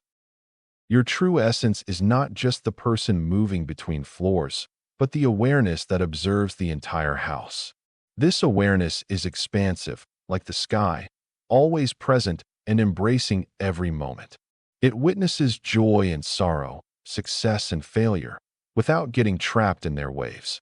When you realize you are this awareness, a shift occurs. You begin to see that while you occupy various rooms of your life, you are not limited to them. You are free to step back and view the whole structure, understanding how each experience contributes to your growth. This perspective offers a profound sense of peace. Instead of identifying solely with your experiences, whether they are joyous or challenging, you recognize that they are just parts of a larger whole. Balancing between roles, feelings, and expectations becomes easier when you realize that they do not define you. They are merely transient. You are the sky holding all these shifts, making it possible for them to exist in the first place. Cultivating this awareness can be a powerful practice. Each time you feel caught up in a particular emotion or situation, take a moment to breathe and remind yourself of this vastness. Your consciousness encompasses everything, allowing you to navigate your life's journey with a greater sense of peace and clarity. To harness this understanding, try pausing during moments of stress or agitation. Close your eyes and focus on your breath. Let your mind's eye visualize the entire house as you experience it. Notice the floors, the rooms, and how they all connect. This practice can help ground you and reinforce the awareness that you are more than your current emotions or situations. You are the observer, the awareness, and remembering this can bring a sense of tranquility even in the midst of chaos. Practical psychological growth and deeper spiritual realization. When we start to pay attention to how we think, feel, and respond in everyday moments, something subtle begins to shift inside. This practical personal growth, learning to notice our moods without judgment, recognizing old patterns that keep repeating, and becoming honest about our fears and desires, doesn't just change our surface behavior. It creates a gentle clearing in the mind and heart, a space where something deeper can enter. This kind of growth teaches us patience with ourselves and others, which is the kind of pause that invites something larger. As you become more aware of your inner landscape, you might notice a quiet surprise, a sense of spaciousness arising when you hold difficult emotions with kindness. This spaciousness feels like a gentle invitation to acknowledge that you are more than just your thoughts and feelings. It's the first sign of moving beyond the chatter of the mind toward a depth that isn't tied to your everyday identity. Sometimes, this happens after sitting with a hard truth about yourself or after shifting your perspective on a long-held belief. That simple act of paying attention to your experience without the need to fix it changes the way you relate to who you are. It opens a small door to spiritual realization, an awareness of something beyond the usual self. Practical growth can seem like just self-improvement, but underneath it is a quiet unfolding of deeper awareness. When you practice being present with your own inner world, you slowly recognize there is a calm witness inside you observing it all. This witness isn't caught up in the story or the struggle, it just notices. The more you cultivate this skill, the more natural it becomes to sense that your true nature is wider and more peaceful than the daily challenges you face. This experience is not distant or abstract. It is grounded in everyday moments of noticing and allowing. Imagine your true self as the sky, vast, open, and encompassing. Sometimes it is clear and bright, practical and visible, like a sunny day where everything feels straightforward and manageable. At other times, clouds drift in, moments of struggle, questions, or quiet reflection that hint at something beyond the immediate. Both the clear sky and the clouds are part of the same space. You don't have to choose between being practical or spiritual. These two sides live together naturally in you. Holding them side by side allows a fuller experience of life, where everyday problems and deep meaning coexist. This balance means you don't have to escape from the world to touch something sacred, nor do you have to ignore the ordinary to find yourself. Like the sky that doesn't fight the storm but allows it to pass, your essence is patient and open to whatever arises. You can meet your everyday worries with the same gentle acceptance that you offer your moments of insight or awe. This openness softens the barrier between what feels practical and what feels divine, showing that they are different notes in the same song. Practicing this balance can be as simple as noticing your breath during a busy day, acknowledging your limits, while also sensing the calm beneath the surface. When you remind yourself that you are the sky, not only the weather patterns crossing it, you create space to hold both confidence and humility, action and rest, thinking and simply being. This gentle holding invites a sense of peace that isn't dependent on circumstances, but grows from your willingness to stay present with whatever life brings. One practical way to cultivate this awareness is to pause occasionally and ask yourself, where am I right now? Mind, body, spirit, and then allow the answer to be layered. For instance, you might notice tension in your body, a busy mind planning tasks, and beneath it all, a quiet stillness. Letting all these parts be there together, without rushing to fix or change them, helps keep your connection to both the practical reality and the deeper essence you carry inside. Here's the quiet truth most growth books save for the fine print. You were never just a resident of the house. You are the awareness in which the entire house appears. The basement panic, the stories on the ground floor, the healing rooms, the stillness, the rooftop surrender. All of it rises and falls within you. Growth isn't about reaching a permanent rooftop where nothing hurts and nothing pulls you down. That's spiritual cosplay.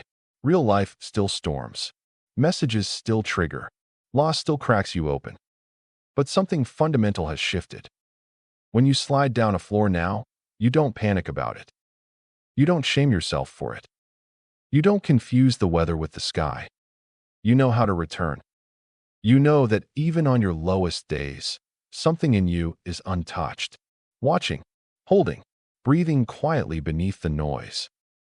This is the integration. Psychological maturity and spiritual humility. Tools and surrender. Effort and trust. You still climb. You still practice. But you stop believing your worth is tied to the floor you're on. The house will always be here. And so will the sky. When life gets heavy, and it will look up, you are already home.